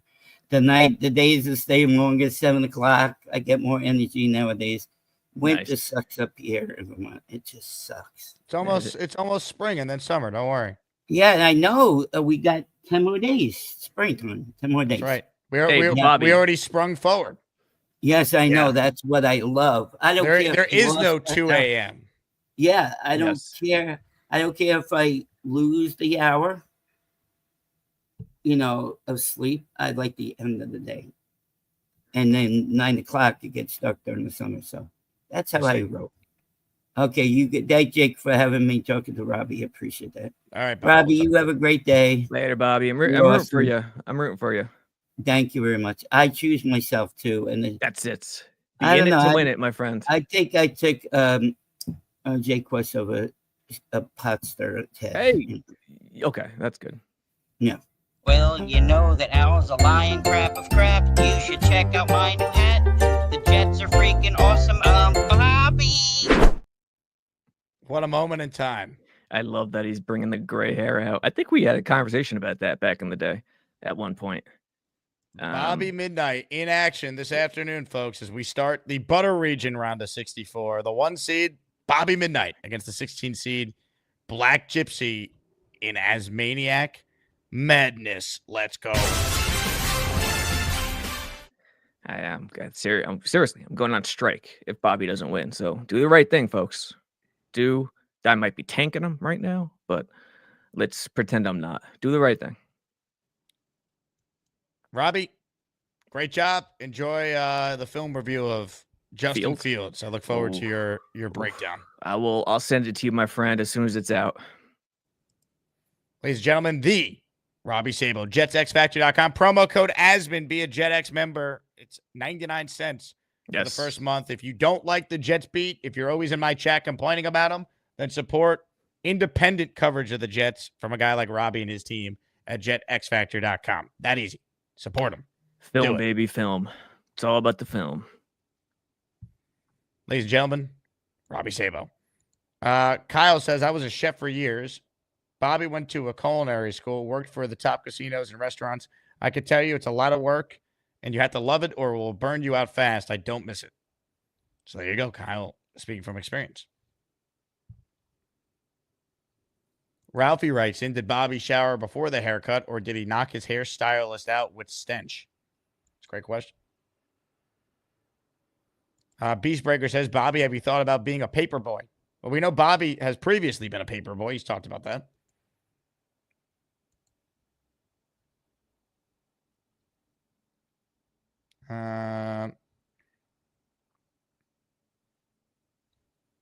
Ladies and gentlemen, comments, questions, super chats. We'll cut the line.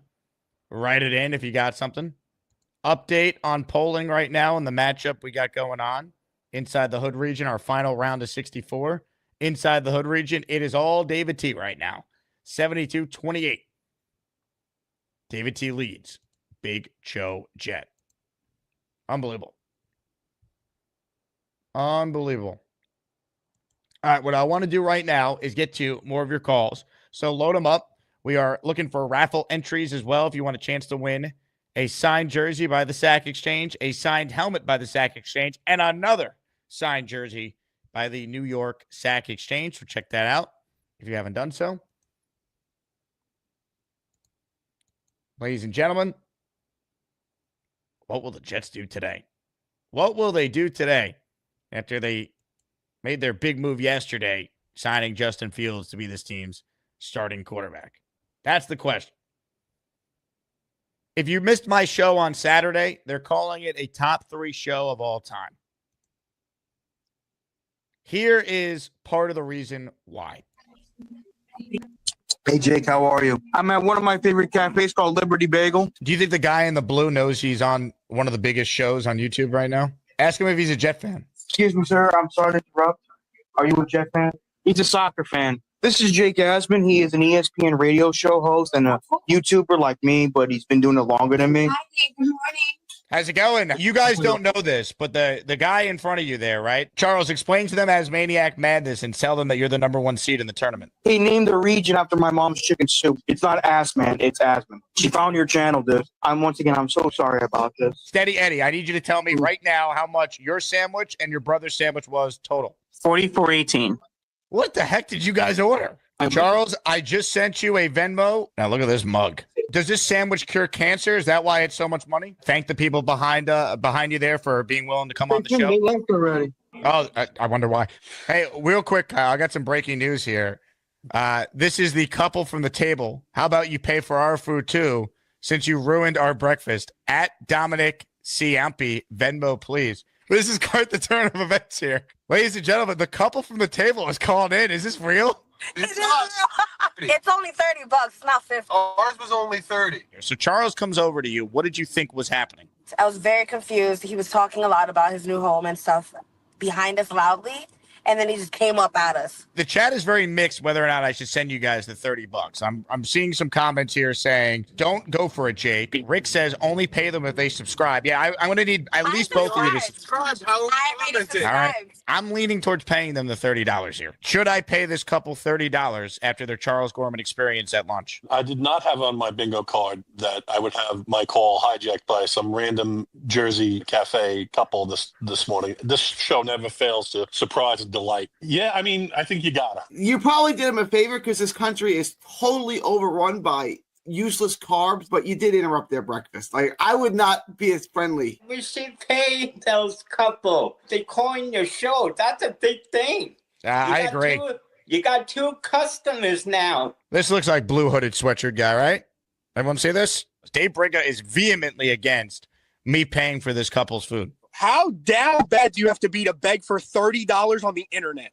Wow, they're still watching the show. The couple's still watching the show. Look at this. That's great. That's great. So if you're sitting there at a restaurant and someone comes up and bothers you, Jake Asman in New York should pay for your lunch. This is ridiculous. What are we doing here? I think it's the least Jake can do is give him $30. You're not very intelligent. Why is that Jake's responsibility? Someone cut the cord to your internet. I'm not listening. No, I can't hear it. With one line. Hold on. Hey, order. Hey, Dixon, what's up? How are you? I'm good. Not sitting outside a restaurant with my mug and asking for change. What's going on? It's not an expensive-ass restaurant, and I'm not begging for money. I have a great job. You literally typed in the chat and said, you're doing it for free. You're the idiot. yeah, I mean, what are we doing? Incredible. Yeah, your life is sitting on a show and not getting paid for it. You're free content. Thank you, Jake. You make him money. That's crazy. Dixon, don't be so upsetty, spaghetti. That's my line. Don't do that. Sweetheart, I don't even know you, but I didn't mean to take your line. It's okay. You can take it back. Toodles! Have a good one. Ladies and gentlemen, the couple from the table. Unbelievable. Unreal. Thank you to Gator for putting together that recap there. What a moment in time. More calls right now. The 15th seed in the train region is on the line. Charlie, the dog groomer, who's grooming dogs as we speak. Hello, Charlie. Hey, how's it going, Jake? What's up, Charlie? He's not liking this too much, but he's getting through. What's this the is dog's Bentley. name? I come to him. His name is Bentley. And I come here about every 2 weeks. And he does not like getting his undercoat combed out. Hey, Jake, can I ask you a baseball-related question? Sure. What is your thought on Garrett Cole with the Tommy John surgery? I don't think I heard you mention that yet. Yeah, I mean, there's no way around it. It's a big blow. It's incredibly disappointing. What I won't do is throw away the season and be like, there's no way they could be good when the Dodgers won the World Series with 2.5 healthy pitchers last year. So the AL is not great. The Yankees still have a good rotation. They need to get Heel back at some point because that's another blow too. But they have a great bullpen. They're going to need Max Fried to step up. He's an ace. He's now actually the ace. And they're going to need a lot of the young guys offensively to carry their weight, take another step forward. But it's a big blow. I mean, they went from the favorites in the AL to probably like right there with a bunch of other teams. I mean, losing Cole stinks. Yeah.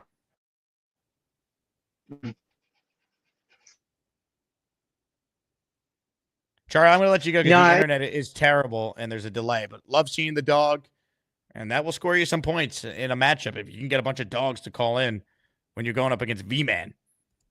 That will be the last matchup, by the way, in our opening round. That's the last matchup in the train region. Gary says that dog would like you to pay for his kibble now that he was on the show.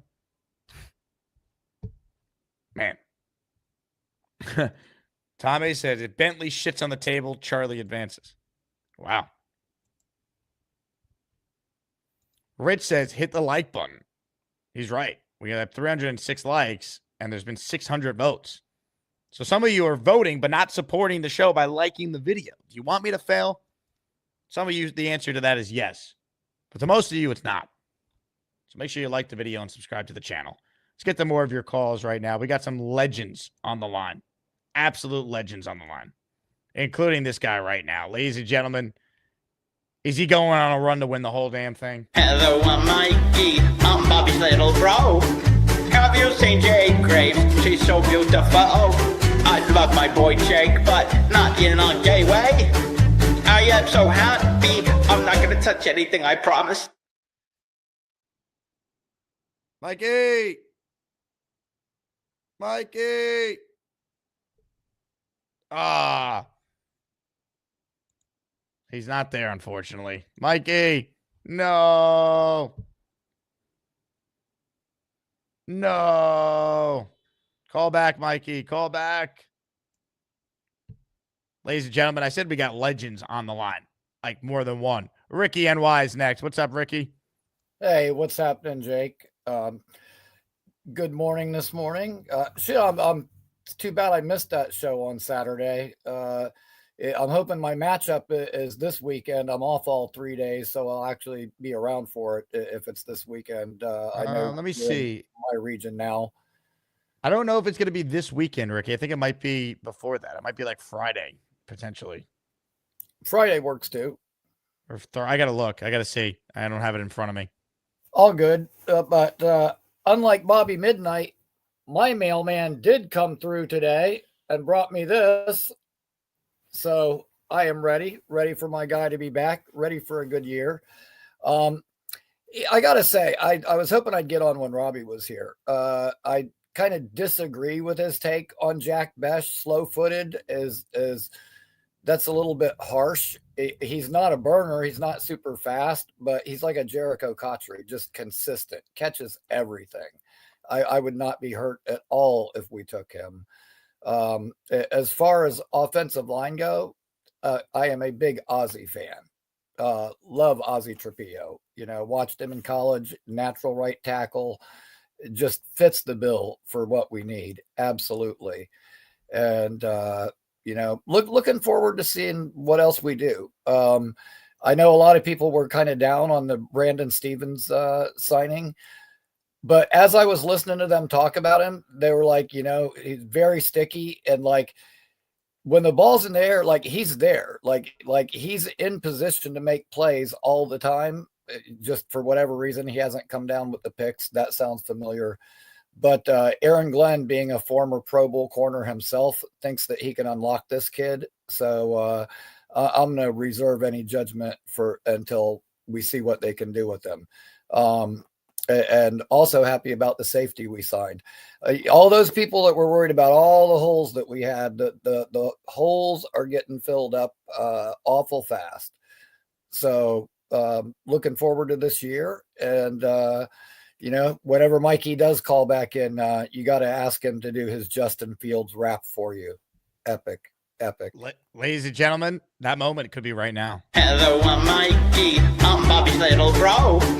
Have you seen Jake Graves? She's so beautiful. I love my boy Jake, but not in a gay way. I am so happy. I'm not going to touch anything, I promise. Hands up. Hands up. Yeah, Jake. Mikey. Yeah, how you doing, Jake? We got Justin Fields, Mikey. We got. Yeah, I told you. I told Nick Sean yesterday. I was so happy. Jen and Nick Graves got to talk to each other. We want Justin Fields. Super Bowl. We're gonna be 12-5, and we got Rocket the tight end. He's Yeah. gonna catch it like that.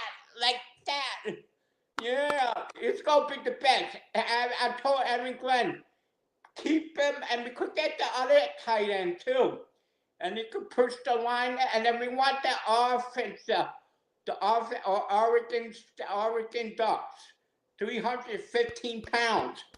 That's our Super Bowl right there. Let's go, Mikey. I like the plan. Yeah, and Rob Sabo took my line. I win it to win it. He took my line. Rob Sabo, I ain't going win it to win it. I want to tell you that. I know you love Bobby. I love my brother. Bobby said, I don't win it. Sabo, I love you. You're a good guy. Are you going to vote for your brother later today? He's in a big matchup. Yeah, Bobby's going to win. Bobby's going. I think the Black Jeep is a nice guy, but I think he chose Bobby to win anyway. Oh yeah, I think your brother's got this one. But Black Gypsy's a great caller, but it's tough when you run into the Midnight Bros. Yeah, and yet I was thinking if Zach Wilson, he went to the Dolphins. I think that's the mail. I have the Jets jersey. I go mail it to my friend Todd. I say, Todd, guess what? You got Zach Wilson. Oh, yeah, baby. Yeah. And we could see him at Jet Stadium. Now I want to go see the Jets and the Dolphins. Yeah, because say, Sacky boy. Yeah, you like that? We might see his mom at the game, too. Oh, yeah. And his girlfriend, the hottie. Oh, hey now. But she's kind of, but I like Jane Grace. Jay Grace. I got to talk to her last night. Oh yeah? At Nick Shine's show. And she said her cousin is a Steelers fan. Ooh. So let's go to, if Aaron Rodgers go to Pittsburgh, we going to that game. Jake, book that game. So we all could go down and take the train. I really take the train in the car because the car's stupid. I like the train. You can talk to a lot of people on the train. I love it. Well, Mikey, I'll tell you what. I don't know what game we're going to do a big meetup at, what home game, but you have to be there. I'll let you know, all right? Yeah, and let John Grace dance with me, too. Yeah. Yeah, and her cousin wants to meet me. Of course she does. Yeah, Jen's cousins are the best cousin, and he likes the Pittsburgh Steelers like my grandma Woodruff did. Grandma Woodruff liked the Steelers? Yeah, Grandma Woodruff liked the Steelers. She used to live in Pennsylvania. She said, why you become a Jets fan? You should become Pittsburgh. I said, I love Jets. I told my grandma, let's bring it to win it. Yeah, buddy. Let's go, Bobby. Bobby. Let's go, Mikey. Hey, Jake, you know what I was thinking? Aaron Glenn has a plan. You know the other quarterback we have? Taylor? Yeah. Yeah, they could put both on the field. They could put both of the guys on the field. Flip it over, he throws it, bam. Boom, Ooh, thank a little you, trickery. Man. Yeah, they say, thank you, man, because Mikey told Aaron Glenn that trick.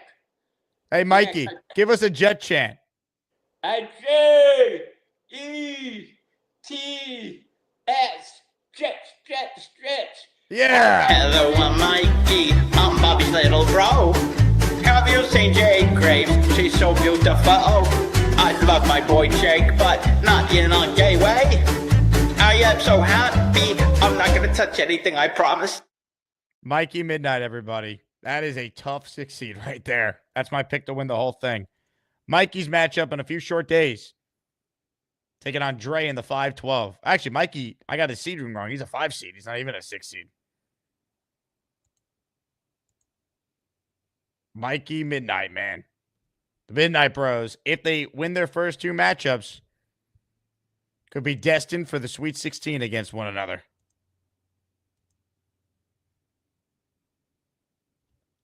Of all the dramatic things I've ever seen, the Midnight Brothers in the Sweet 16. Wow. Committee really did a number with that one. Dark Crypto, Big Daddy Jake. That's right. IG says, for those who don't get that reference, please rewind earlier. Still should take a quarterback round 1 and let him sit. If Sanders doesn't make it to us, we should take Dart. Let's actually develop someone. Go Jake, go Jets. I don't think he's worth a number 7 pick, LG. I agree with your premise that whoever they do take a quarterback should sit, even if they did take someone in the first round. I would say that guy should sit too. But I'm not taking someone at 7 just because, have that guy develop. Like, if you don't think the guy's worthy a top 7 pick, you don't just take him.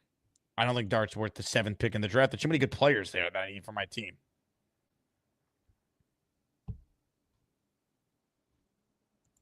Tobias says, what about drafting Tyler Warren at 7?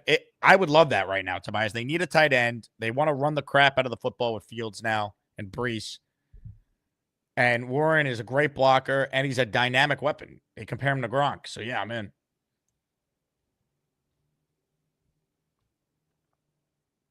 Jetta Holic, who makes the most sense in the draft? Milrow would make sense. I mean, any of these guys on day 2 or day 3 makes sense to me. Whoever they like the best.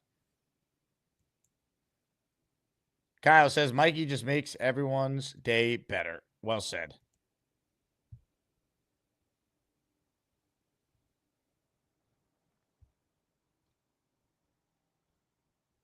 June says, we probably won't draft a quarterback this year. Not in the first round, June. I think they'll still add someone in the room. Ladies and gentlemen, more of your calls right now. For the first time today, it is time to say hello to a man that you must fear, respect, and at all times take notice of. It is time to unleash the beast. You know what time it is? A beast breaker, 666. I'm gonna take my fist and shove it up your ass, and then he gotta go.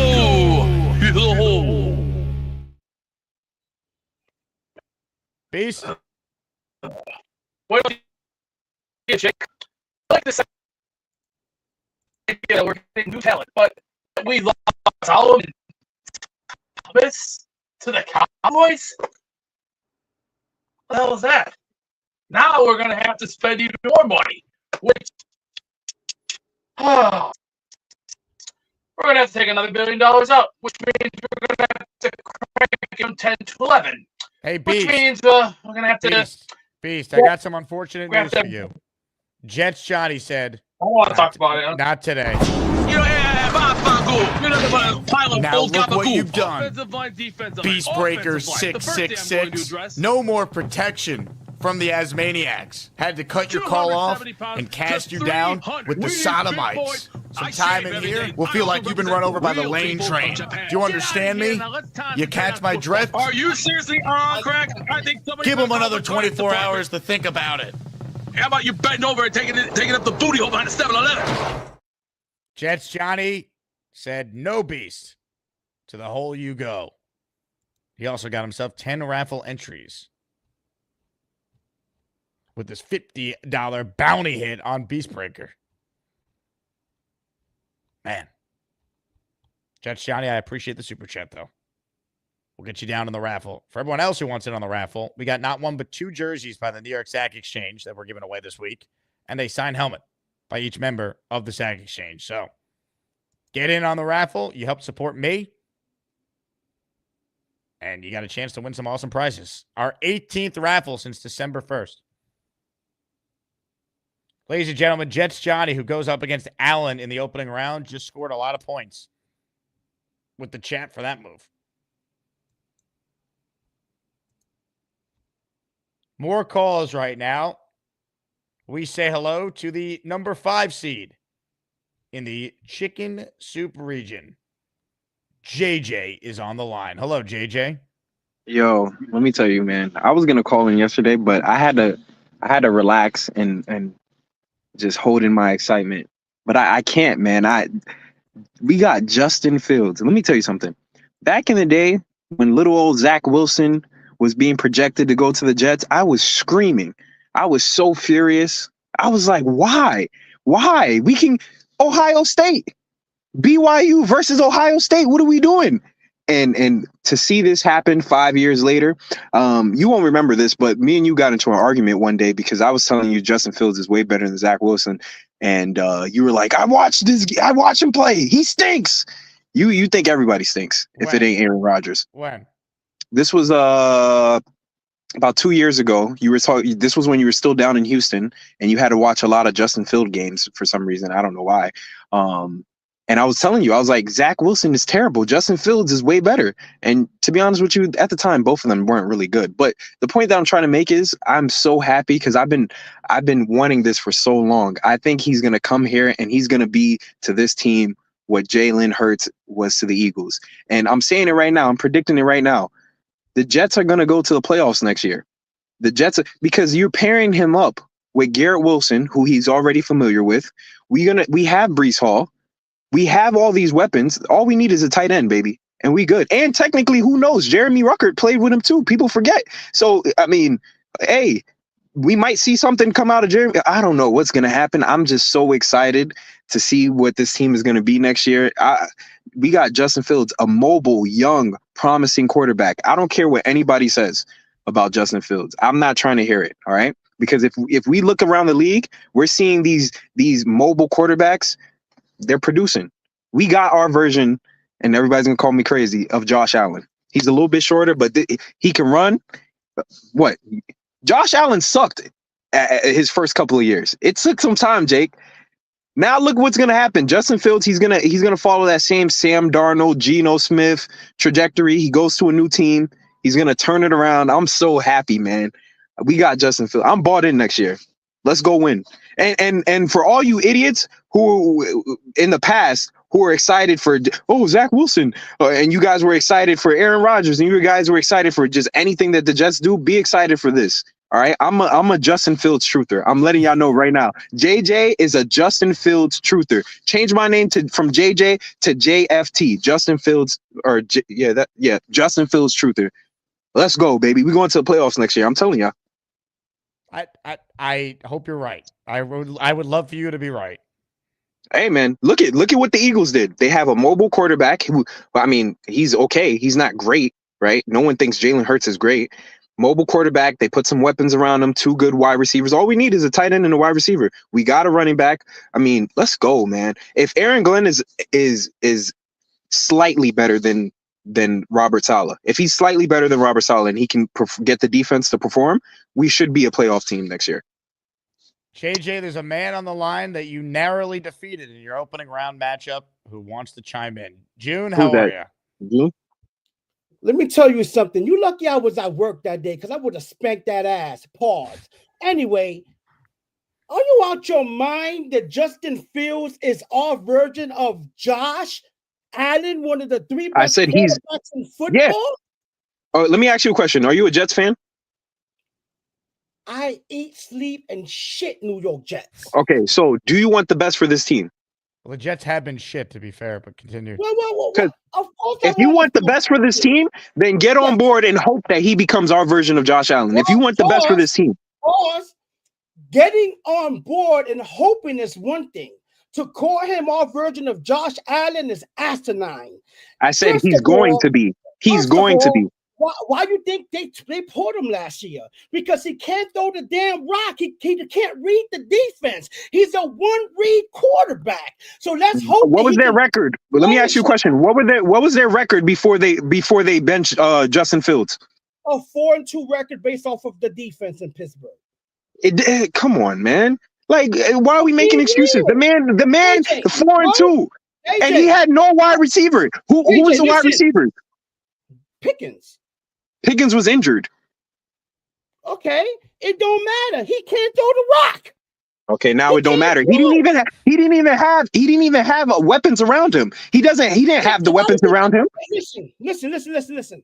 We all know. We all want Justin Fields to be great.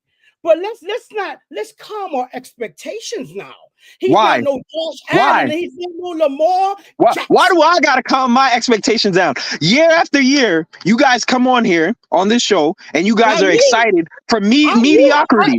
But now when JJ wants to get excited for Justin Fields, you want to tell me to calm down. No, I'm not calming down. All right. He's gonna be our version of Josh Allen. I'm telling you right now, he is going to be our version of Josh Allen or Jalen Hurts. Let's go, man. They said he hasn't even seen we haven't even seen his potential. Absolutely nothing. You getting gassed up for nothing. Let's relax. You know why you gotta relax, JJ? Because man, where'd they go? Gentlemen, where here. are you? I'm still here. Right here. All right, continue. So JJ, listen. I'm not mad at your enthusiasm, but it is a little bit premature. Let's not get No, it's not premature. It's not premature. It's not premature. Because you know why? We got a new head coach. Prediction right now.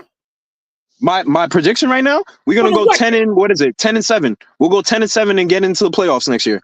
I'm telling you, somebody clip this, because when it happens, y'all gonna say JJ was right. Just like I was right about Robert Saleh being a bum, I was right about Joe Douglas being a bum. I'm gonna be right about Justin Fields taking us to the playoffs next year. We're going to the playoffs. I'm not hearing no negativity from nobody about Justin Fields. I'm a Justin Fields truther. Ohio State's very own. What are you gonna do? What are you gonna do the first game when Garrett Wilson catches that touchdown from Justin Fields? Let's go. Listen. I want him to do well, but to sit here and say it's Josh Allen is crazy. What are you gonna do? What are you gonna do when we hit that? When we hit that quarterback read? When we hit that quarterback read, and Justin Fields makes a defender miss, he spin moves, hurdles over somebody, runs up the sideline, and scores a touchdown. Are you gonna go crazy? What are you gonna do when Justin Fields rushes for 100 yards a game? What are you gonna do when Aaron Glenn is talking about 6 games in? Should we sit this boy for Tyrod Taylor because he can't make? How dare you? How dare you come in with that negativity? How dare you sit this boy for Tyrod Taylor? Tyrod Taylor. We're lucky. We would be lucky if he's the next Geno Smith. Let's not act crazy, Josh Allen. Let's relax. All right, man. Listen, listen, me, I'm the positive Jets fan, so I can't argue with a negative Jets fan. I'm sorry. I'm too positive for this. Jets fan? Yeah. I changed to a new leaf. Who changed your philosophy? I did. I brought your ass. You didn't change my philosophy. Let me tell you something, June. Let me tell you something, June. With all the GM coming, I resurrected you and brought you back to life. So put some respect on my name, JJ. With all due respect, June the GM, man, if it wasn't for the fact that I was retired, I would have beat you 85% to 10. All right. So let's just call a spade a spade. And I just jumped on a chat a month ago. I would have destroyed your ass because you give me as much time as you've been on. It's not even close, baby. I'm the cream of the crop. I am the man, the myth, and the legend. I am what you wish to be. Exactly. Go get them little twists done and get your ass up, boy, because I'm here to spank that ass every time I face you. And you're bugging. This quarterback, he ain't no Josh Allen and never will be. Trust me. He's going to be better than Josh Allen. He's going to be better. We got our quarterback. I'm ending on that. Hey, Jets fans, just so y'all know, we got our quarterback. I'm out. Let's go. Justin Fields. Yeah, go ahead. You best to bounce because you're bugging. Who's gonna be the best of the bunch? You get to pick the ones that make the show walk. Who's the king? Now that is what we call a rumble. That was a great rumble. Both guys passionate, but kept it above the belt. That was one of the best rumbles we have ever had. JJ, you might be back, but you owe June a lot. You wouldn't be back without June. June got the best out of you. All right? June got the absolute best out of you. June's coming. Like, JJ won, but Jordan still scored 63 in that series against Boston. You knew Jordan was coming soon. June's coming. That was a great battle. They both brought it. And it's fitting because it literally was decided by one vote when they matched up in the tournament.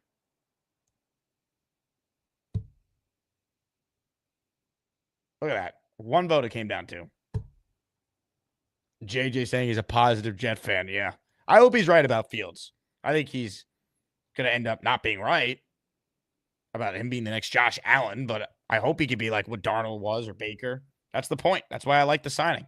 Not that I think that's going to happen, but because there's a chance it could. It's not the craziest take in the world.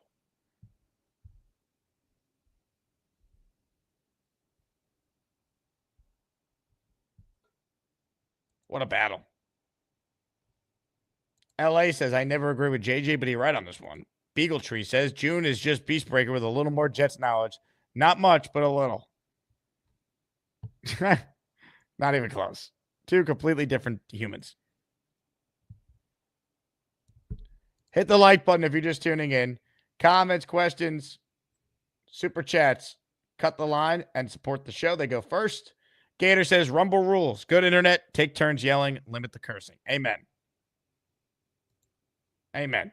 Here's what you don't want during a Rumble. Weed's more likable than you fucking old con. Fuck yourself, you piece of shit. Fuck yourself. Fuck you. Well, first of all, I'm not a trade you asshole. Yeah, you are. You are. You're a fucking asshole too. So Fuck you, asshole. I'm gonna watch your fucking mouth. That's what you don't want. So now we've seen what a good Rumble looks like and whatever that was the other day. All right, more calls here, ladies and gentlemen. Let's say hello once again to Charlie the dog groomer, and we'll see if we could get a better line with him this time. Hello, Charlie. Hey, Jake. I think we're good now. This dog looks great. I'm trying to get the camera right. There we go. Yeah. So this is a Subster. It sprays out water mingled with shampoo. Kind of like a doggy car wash. Think of it like that. Let me turn this off. I did want to make a Jets take. That's why I called back in. I feel like the Zach Wilson situation to Miami is gonna do one thing. It's gonna bite us in the ass. It's gonna bite us in the ass because what's gonna happen is he's gonna have a Zach Wilson against the Houston Texans kind of game against the Jets. You know, Tua might get concussed, God forbid, but if he does, Zach Wilson is the next line of attack, and then we got to deal with the Zach attack against the New York Jets. And our luck, every time we face a quarterback that has a history with us, we always get smacked every single time. Chad Pennington took us out of the playoffs. They won the division. This is no history. Geno Smith, whatever. I know this is different with Zach. I just don't like Sam Darnold. I always thought had a chance to be good, and the Jets failed him. I think Zach Wilson is. If Zach Wilson ends up being good, that will be the most surprising thing I've ever experienced in my life because I think he's terrible. I'm not even worried, Jake. I'm not even worried about him being good. I'm just worried about him having a good game against the Jets because that is such a Jet-like thing. He can have a good game. He had a great game against the Houston Texans. He's had a great half against the Chiefs. Fair. I'll worry about That's what I'm scared of. If he has to play for an extended period of time, which I guess could happen because of Tua, then I don't get it.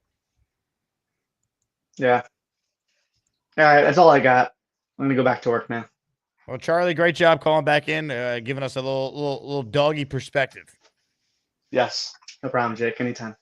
Charlie the dog groomer checking in. Love that. Unreal. What a show this has been, huh? Renzel's watching off Twitter. Renzel, you should join the chat on YouTube so people can see these comments besides me. June was 2,000% right. We got to pump our brakes comparing to Josh Allen, but we can hope he becomes something close to that. Yeah, I mean, if he's 50% of Josh Allen, I think you would take that. Josh Allen's what? The second best quarterback in the league? Third? Right? More calls. Nate on a bike. Hello, Nate. Hey, Jake, how are you? You seem to always get me right around Columbus Circle every time I recognize my home turf. Or do you do that on purpose?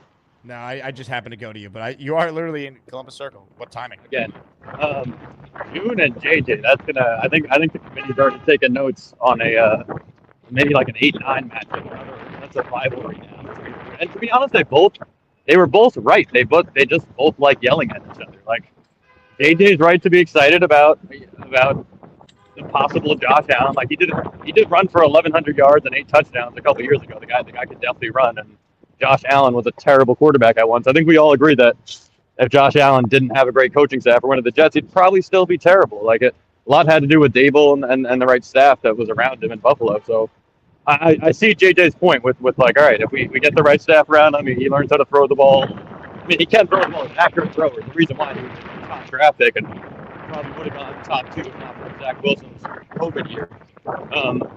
But I like the signing. The interesting thing, looking at the contract, right? Is it what kind of money is it to you? Is it starter money to you, or is it backup money to you? I look at it and it's almost like tweener money, like it's somewhere in between both. And Tom Ace, I'll be at MSU in 5 minutes. Tell Tom Ace in the chat. Which contract did you say, Nate? The wind was covering your mic. Justin Fields. Like, is it starter money? Is it backup money? It's almost like, you remember Minshew last year? Minshew signed, I think it was 2 years, $25 million, and it was like really expensive for a backup, but they were also obviously hoping they could get more out of him than just be a backup. And I feel like this is just a inflated cap version of Minshew. It is a 2-year 30. Like, he needs to do stuff to get to 40. But so, like, is it starter? Is it tweener? Is it like what type of money is it? Yeah, I mean, to me, it's low-level starter money. Outside of rookies, he'd be like one of the lowest-paid starters in the league at that number. Because that's kind of what it is. It's a 1-year commitment. He gets $30 million guaranteed, and then after that, it's a wait and see. Yeah, I guess it is what it is.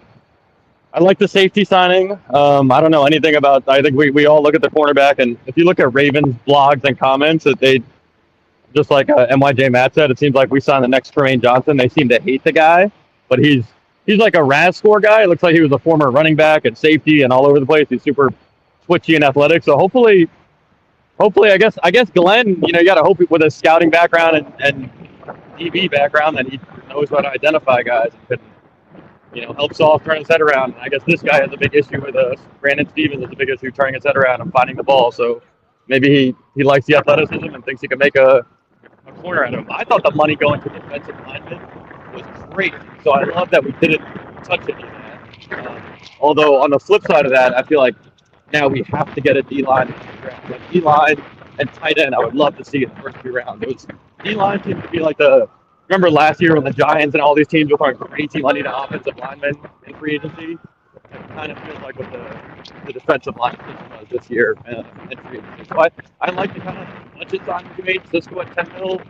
Sure, we got a safety now. I think you added up. We got 3 defensive linemen starters, 2 linebackers, 3 corners, a safety. That's 9 starters on defense. So it's like we can see the team forming and what type of team they're going to be. We got to add maybe 4 or 5 more starters, and hopefully we're able to pluck 2 of them in the draft. Probably need to get a tackle somewhere. And you were mad at Moses too, the Morgan Moses signing. But at 3 years, like I know it's not going to be 3 years, but I'm fine with walking away from a guy that he really wasn't healthy last year. He wasn't healthy the year before that with the Ravens. He's only getting older and bigger, and like those guys don't end up staying healthy. So, and yeah, the last caller kind of stole a bit of my thunder. What did Carly the rumor about Zach Wilson coming back to bite us in the ass? Like last year, I think I called you around the same time, Jake, about on our schedule with Geno Smith and Zach Wilson and Sam Darnold, and they could all beat us in the same season, and it would be the torturous season, and it ended up all happening, and it was that torturous season. And now we have, if Rodgers goes to Pittsburgh, Rodgers could come to MetLife to beat us. Tua's definitely going to get hurt at some point. Zach's going to come in and, like he said, have a 3-touchdown performance, doing the jet plane at MetLife. So I'm hoping this it kind of turns around and it doesn't the same. We don't get beat by 2 or 3 of our old former quarterbacks. But I think that's all I got for you, Jake. Nate, great call. We stuck with it because Nate always giving us a little New York City experience. Nate battling the wind there. I haven't been outside yet today, so it's good to know that it's very windy. Let's see. Tom Ace also wrote in, tell him I'll see him there. So there you go, Nate. Tom Ace, we'll see you soon. Keep rolling with your calls. Show's going to wind down. We got our, I would say it's a brand new sponsor for some of you, but I've done deals with them before, and they're back, baby. When you guys see me drinking out of my cup, it's water with Liquid IV in it. It's how I stay hydrated. Liquid IV is the best. If you've never used it before, it's super easy. You take one of these packets, You put it in your glass of water, your cup of water, your water bottle, and it gives you extra hydration. 3 times the electrolytes, a bunch of vitamins. I always feel better when I put Liquid IV in my water or when I work out. I put that in my water bottle. Check it out. They got a bunch of great flavors. My favorite is the lemon lime because it reminds me of a certain sports drink that I won't name in the ad here. But very good. Liquid IV, promo code Jake Asman, and you'll save 20% when you go to the Liquid IV website. It's linked in the description, but just go to the Liquid IV website and then use promo code Jake Asman at checkout, and you'll save 20% with your first order. So if you never use Liquid IV and you want to try it, I swear by it. Helps me stay hydrated. I talk for a living, so I'm constantly drinking water when I'm doing 6 hours of Jets talk per day on this channel. More calls right now. Matthew C is next. What's up, Matthew? Hey, Big Daddy Jake. What's up, man? What's happening? Yeah, it's been a great show, man. And that Jake Quest prank is all time, man. That was pretty smooth. I just know how I feel. I don't do this stuff much, so I can just tell like my nerves just doing this, like to do that on a radio show and without, that was flawless. Yeah, this whole thing with Justin Fields, man, I'm just like along for the ride, man. So I appreciate JJ's optimism. I didn't watch him a lot. I saw a few, highlights here and there of him, but pretty much and what Robby was saying, that like I think it's a lot of the coaching, so we don't know what we really have with some of the offensive weapons, with Brees and Garrett, with Justin Fields, and maybe Ruckert will get some more life, with Justin Fields. So it's hopeful, He's playing for his roster spot this summer for being they're probably going to sign at least 1, if not 2 tight ends and drive someone. So he's fighting for and a spot I'm on up the team. for taking that tight end at 7, if that's going to do something for us. And we definitely got to be able to stop the run. That last year was brutal watching us not be able to stop late in games, and it's funny. I was kind of, my whole thing was this Zach Wilson to Miami, man. That just like, I'm one of those Jets fans that I just hear that. And it's not that he's going to be good. It's just going to be like one of those like Jets moments where Zach comes out late in the season, and has a game, and it's just, that's the hard part about being a Jets fan. That's happened too many times where we get like kind of that, like just the kick in the balls, man.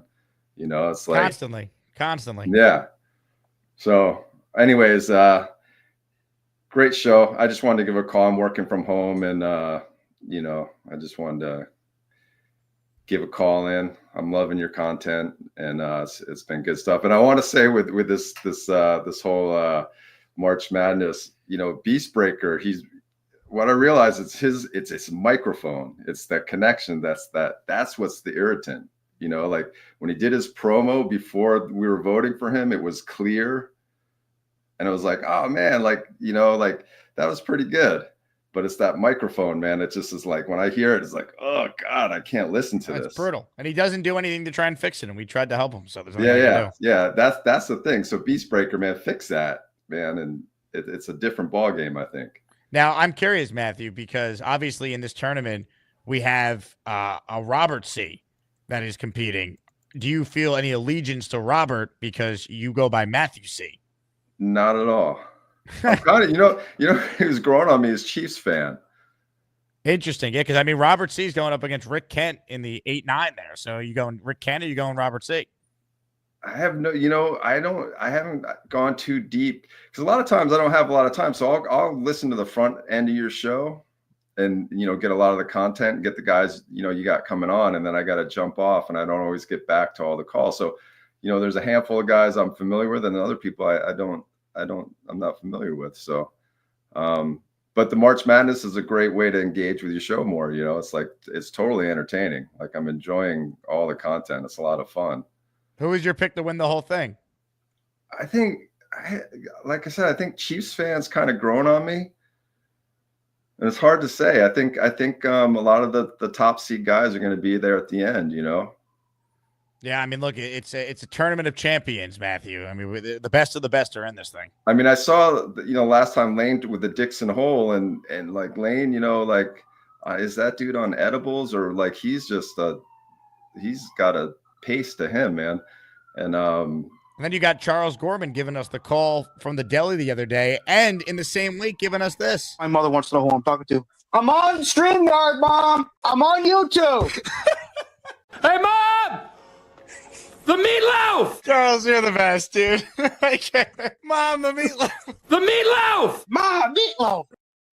yeah, that was classic. The one seeds have been reminding everyone why they're one seeds the last week. Yeah, absolutely. And I was thinking that last, with June and JJ, got to open the polls again, man. I know it's too late, but that was good stuff, man. Well, Matthew, I'll tell you what, excellent calls by you. Hopefully you call back more, man. Appreciate it. All right. Thanks, man. Be well. Peace. Matthew C. checking in. Good insight there from him. Super chat here from JYB. Thank you, JYB. We will get you down in the raffle for 10 with this one, baby. The freaking New York Jets, so we're built for this shit. Trying to get in the raffle, you're in. Don't understand why everyone's afraid of Zach. Jake, play this. He stinks to remind everyone. I don't fear Zach Wilson. I really don't. If he ends up playing great against the Jets, I'll live with it. It's not happening. It's not. I think it's organizational malpractice by the Dolphins to invest in Zach Wilson as their backup to a quarterback that, on average in his career, has only started 13 games a season. So you know you're going to need to at least fill 4 games in all likelihood. There's no way. And you know what, JYB? Since you asked for it, you got it. Stop. What's up, Jake? You're embarrassing yourself. Oh, shit. Stop. Let me ask you something, ass man. What do you think of Zach Wilson? He stinks. Thank God he's gone. He never scores no fucking touchdown. He stinks. The second pick for number 2 destroyed the Jets' cause. He stinks. As maniacs kick so much ass, but some of them, they kill the vibe and make the show a freaking mess. So Jake reminds them. He stinks. When Allen calls, he speaks the hate. That cartoon douche, he trashed the Jets. Let Bobby know, cause he's the man who will remind him. He stinks. Another call comes from the car. Distorted voice and no Wi-Fi. That's JJ with crap-ass phone just cut off all the calls. He stinks. Is that gas station pizza? Come on, Gary. He stinks. Chicken don't go with pasta. Let's get out of here, Jake. The guy is terrible. Enough. Gator's so good, man. He's at his best when he does these like heavy metal spoofs. Oh, they're so funny, the parodies.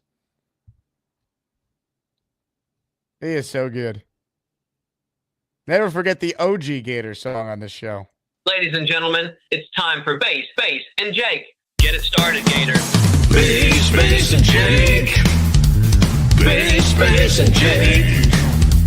Bass, and Jake. Bass, and Jake. Well, Super Chat's always cut the line. El Abuelo dances really fine. When she's chucking and about them jets. My señorita, you know she gets real happy. Real happy if that female look doesn't rhyme.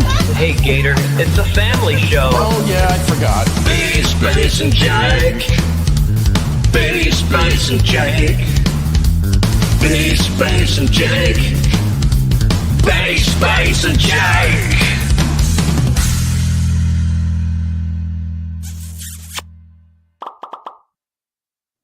Incredible. Incredible. Gator McCluskey, man. Big fella, great minds think, baby. Jake, we need to remind everyone about Zach Wilson. Please play the He Stinks video for us. Loyal as maniacs need a reminder. There you go. Big fella was already doing it. We got 2 requests for that video. The second Zach Wilson's name is brought up on the show. That's incredible.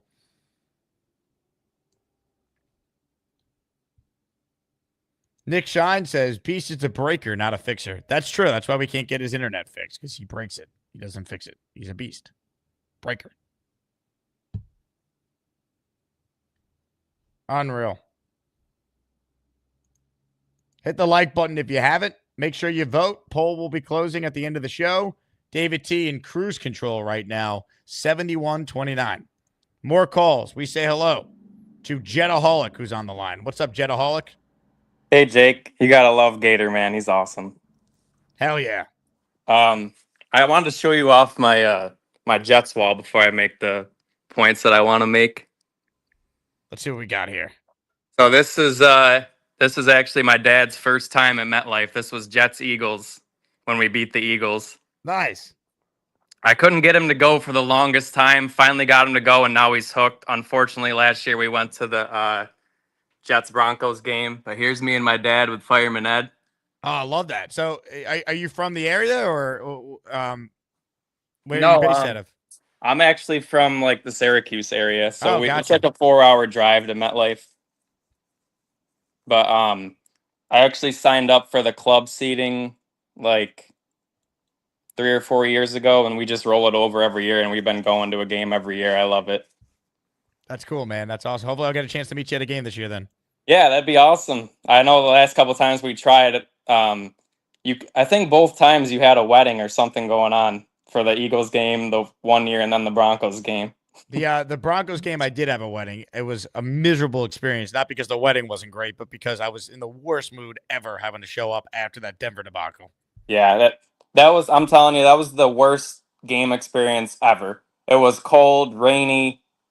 We barely scored. You know, we lost the Broncos at the time thinking they were garbage. Obviously, they ended up being good, but that just sucked all around. It did not stop raining the whole time. And it was supposed to, I remember. It was supposed to stop by kickoff, and it just never did. Yeah, it was ridiculous. But I know I haven't called in a while, but I'm always in the chat and always tuned in. But I think Fields was our best option, and like to what JJ was saying, I mean, I guess that's the hope that he can turn out to be one of those elite quarterbacks. I mean, it's probably unlikely, but we can hope. And you know, you never know with the right system and the right coaching, maybe it could happen. He was definitely our best realistic option. And I think now in the draft, I think you got to go Warren, maybe McMillan or O-line, because I think we're going to be ground and pound in defense now. You know, read option. You know, maybe run a similar offense to like the Lions, Eagles, Ravens type. Hopefully, I mean, I guess we'll see. You know, I agree. I am way more inclined to take Warren than I was previously. And I like him a lot. I liked him before the Field signing, but I think now with the Field signing, like especially, it makes a lot of sense to take a guy like that. right? Let me just ask you one quick question. What do you think our ceiling would be this year if everything goes right? 10-7, make the playoffs. I mean, yeah, Hey. I'm not going to say 14 wins like what Darnold did, but they weren't expecting Yeah. that. Like, you know, I think the best case scenario for the Jets is they are a playoff team in the AFC. Like, if everything goes right, the coach is awesome. Like 06 with Mangini, like that came out of nowhere. But you had a good team, well coached. Chad stayed healthy, played well. Team around him was good. They Yep. won 10 games. Like I think that's like the best realistic scenario. Obviously, like the best case scenario is they win the Super Bowl, but let's be real, you know? Yeah, I mean, hey, I'd sign up for 10-7 all day. They better at least be more competitive and better than last year. Like, even if we only get 6-7 wins, at least show improvement. Give us some meaningful games late in the year. But you know, I'd like to at least be in that 8-10 win range and at least give us some excitement and hope for the future. And obviously, it'd be great to make the playoffs. So, hey, you never know. Usually, the Jets end up being better when we have no expectations. So, we'll see. Yeah, But great go call, Jets. Jedaholic. Have you called before? Yeah, I've called a few times, but I haven't called in a while. But like I said, I have been in the chat, and I'm always tuned in. I don't know. I just haven't called in a while. I don't know why, but I'll have to start calling in more often. Well, great call. Call back more. All right, great job. Sounds good. Later, Jake. Thank you. Jedaholic checking in. Good job by him. City Bert wants to know, tell me why Fields is better than Danny Dimes. That's the perception. Upside. Fields at his best is more dynamic than what we've seen from Daniel Jones. That's probably why. It's not the craziest thing in the world to say they're similar players, though. I mean, Daniel Jones has won a playoff game before. Can't take that away from him. Played well in that playoff game, too, for what it's worth. It's you know, it's the perception a little bit. I do think Fields is more talented overall as a player. More calls right now. Gusbuster hotline's open, but I want to remind people if you're just tuning in, raffle entries are being accepted, baby. Sack Exchange jersey in white. Sack Exchange signed helmet. Sack Exchange signed jersey in green. Top 3 prizes in the Asmaniac raffle. Shane T is next. Hey, Shane. I think the Field signing just told me one thing. Tyler Warren is the pick at 7. Because I watched the tape on Fields, like mostly his highlights, I guess, yesterday after the signing. And he threw to this tight end all the time. I think Komet, the 2 years he was with Justin Fields, had, I think, 14 touchdowns I know in 6 games, Frymouth, I think, had 2 or 3. He's very reliant on his tight ends, so I think Tyler Warren would be like the perfect pick because there's no other tight ends available, really. Tyler Warren would be awesome. I think he would make a lot of sense. I think the question is with him, if he's there and say Mason Graham is there, how do the Jets have it rated? I feel like Tyler Warren's just more of like, I guess, like Mason Graham's great, but I feel like he's similar to Quinnen Williams. I think that it's easier to find like a placeable D tackle later in rounds than a tight end later in rounds. I know that it's a deep tight end class, but at the same time, I think it's Tyler Warren's just ahead of the pack because you're not going to get Loveland. So Tyler Warren's like the number one. I feel like you could find a tight or defensive tackle deep in the late rounds. Yeah, look, it's still a huge need though, so we'll see. I would have no problem if they took Warren if those were the 2 options. Yeah, that's one thing. I'm just scared they might still get the corner from Michigan. It scares me a little. I don't know why. It just scares me a little bit that they might still go that route. Who scares you? I forget his name, but the corner from Michigan. I feel like Will Johnson.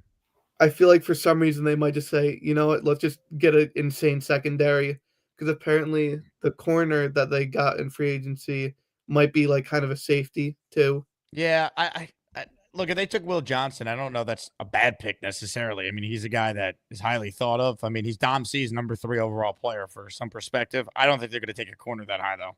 Yeah, I just really want Tyler Warren. I think that's perfect for Justin Fields. I think it helps him out the most. Yeah, I think that's fair. That's all I got. Shane, you look good, man. Thanks. I like the green lighting. It's a Jets show. You gotta rep the green light. Yeah. You look like you're a little stoned, Shane. Is that fair to say? No, No? I don't do that stuff at all. No, never. No. I see. All right, Shane. Well, you have a great day. All right. Okay. Shane T, checking in. Oh man. All right. Where do we go from here? Well, I first want to remind all of you to hit the like button. I also want to remind all of you to go to the merch store if you haven't, jakeasman.com. And there you can get Asmaniac gear, AGHC gear, Jake Asman Show gear, and it's another avenue to support the channel. On that note, let's continue with your calls before we wrap. Let's say hi to Southern Jet, who's on the line. What's up, Rich? Good afternoon, I guess. I don't know what the hell time it is now. I'm retired, right? So 2 things: good news, bad news. The reason Fields went to his tight end a lot is because of his predilection. When we signed him, I went back and looked at some old clippings from the internet on when he was being looked at by Peyton in Denver to maybe sign him. Mm-hmm. And Peyton, because they were looking at him, but Peyton eventually said he doesn't fit what we want to do because of his lack of timing and patience.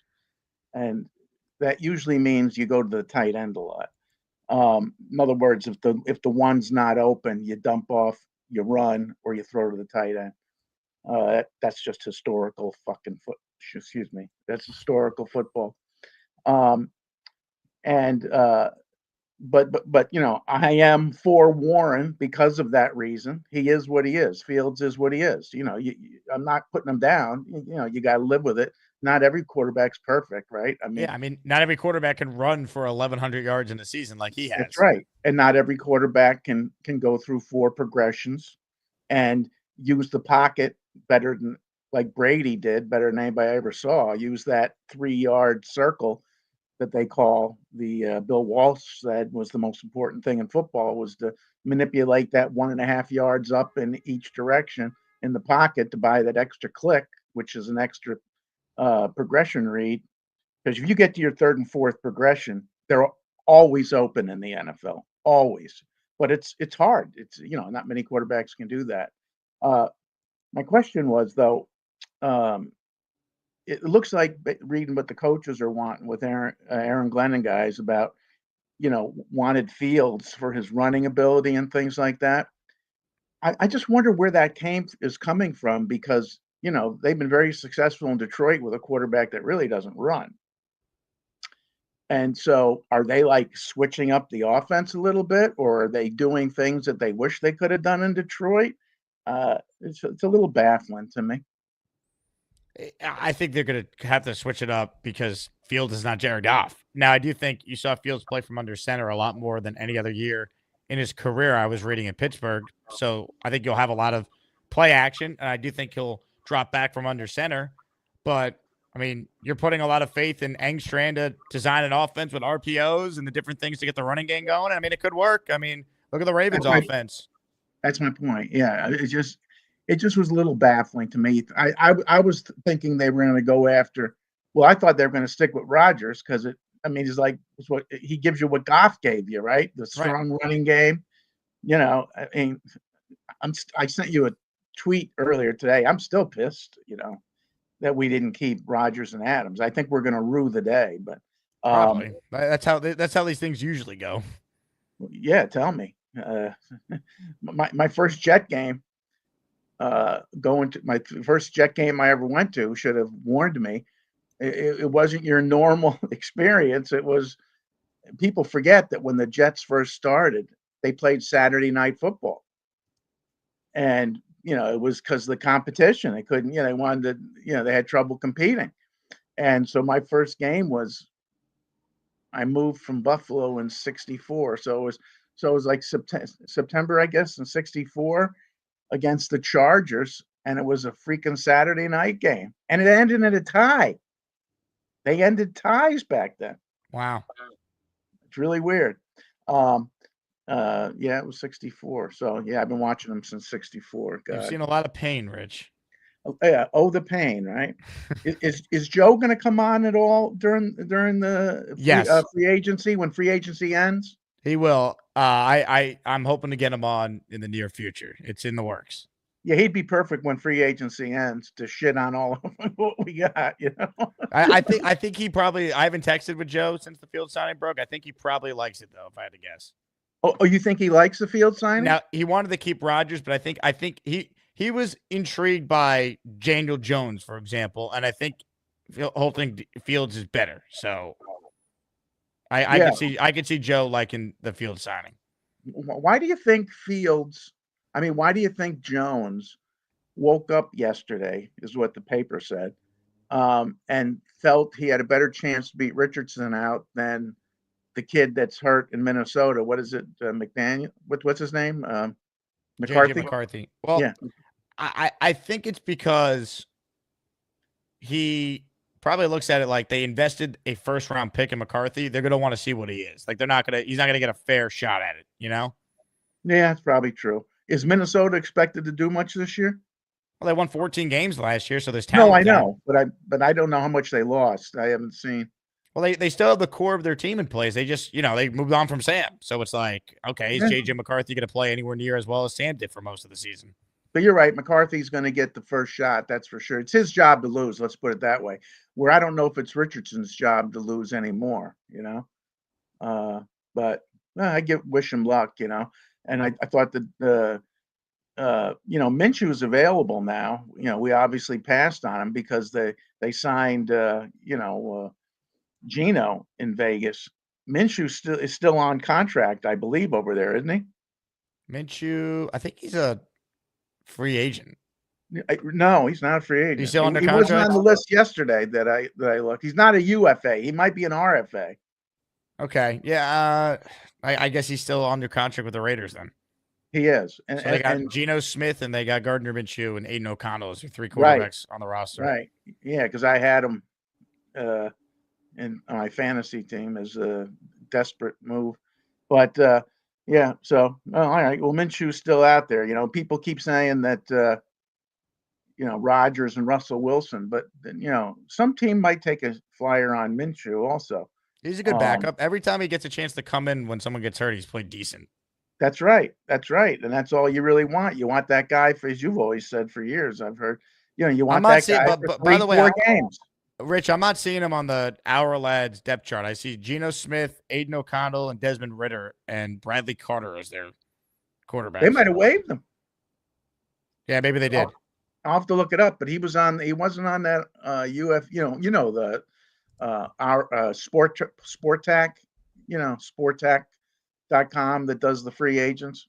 6 days ago, expected to release him. It's not official yet. That's why. Oh, It's like okay. Rodgers is technically on the Jets still. Yeah, it's league year thing. Is that 4:00 this afternoon? Tomorrow. 4:00 Wednesday. I think it's noon, but yeah, tomorrow. Yeah. Okay.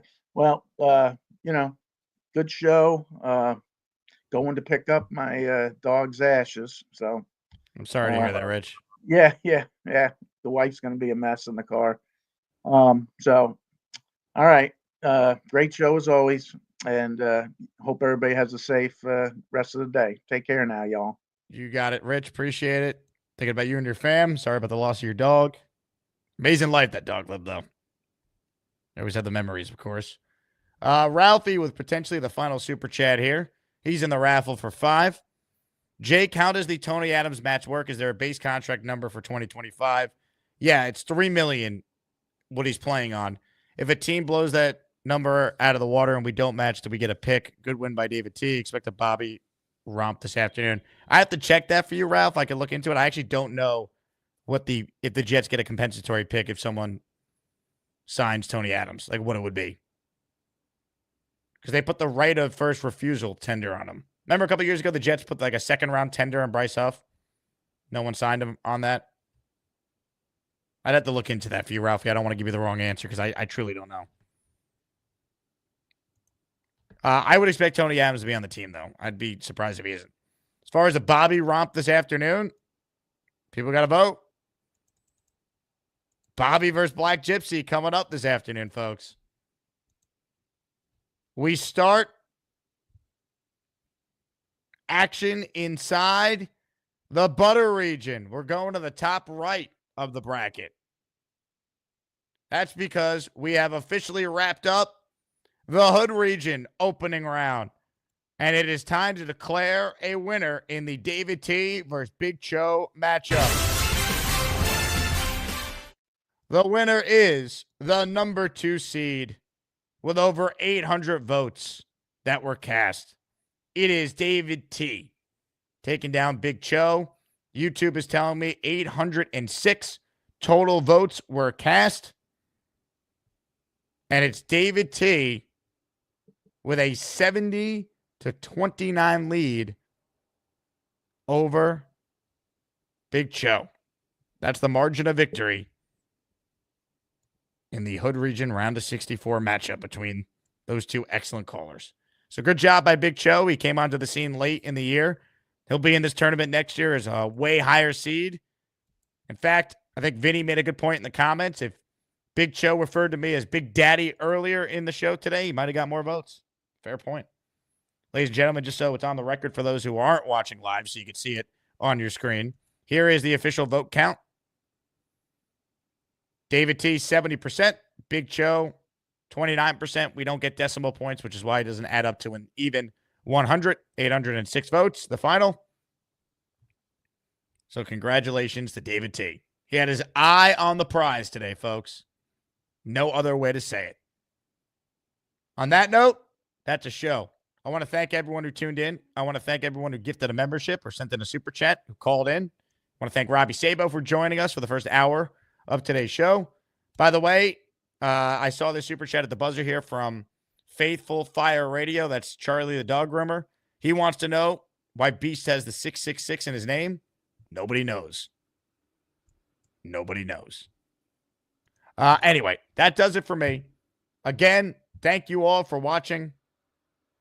And let's end today's show by watching TD Finstock learn that his new backup quarterback is Zach Wilson. Dolphins signing Zach Wilson is a Miami Dolphin, ladies and gentlemen. No Breaking way. news. It's the Denver Broncos. Zach Wilson is a Miami Dolphin, ladies and gentlemen. Smash the like button. Zach Wilson, baby. Where you at, TD? QB1 of the Dolphins. TD, you good, bro? And talk to us, man. What you got? Chris Greer's stupid, man.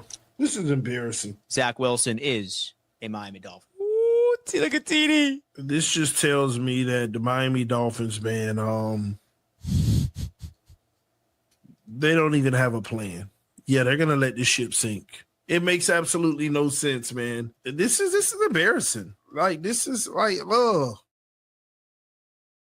We're the freaking New York Jets, so we're built for this shit.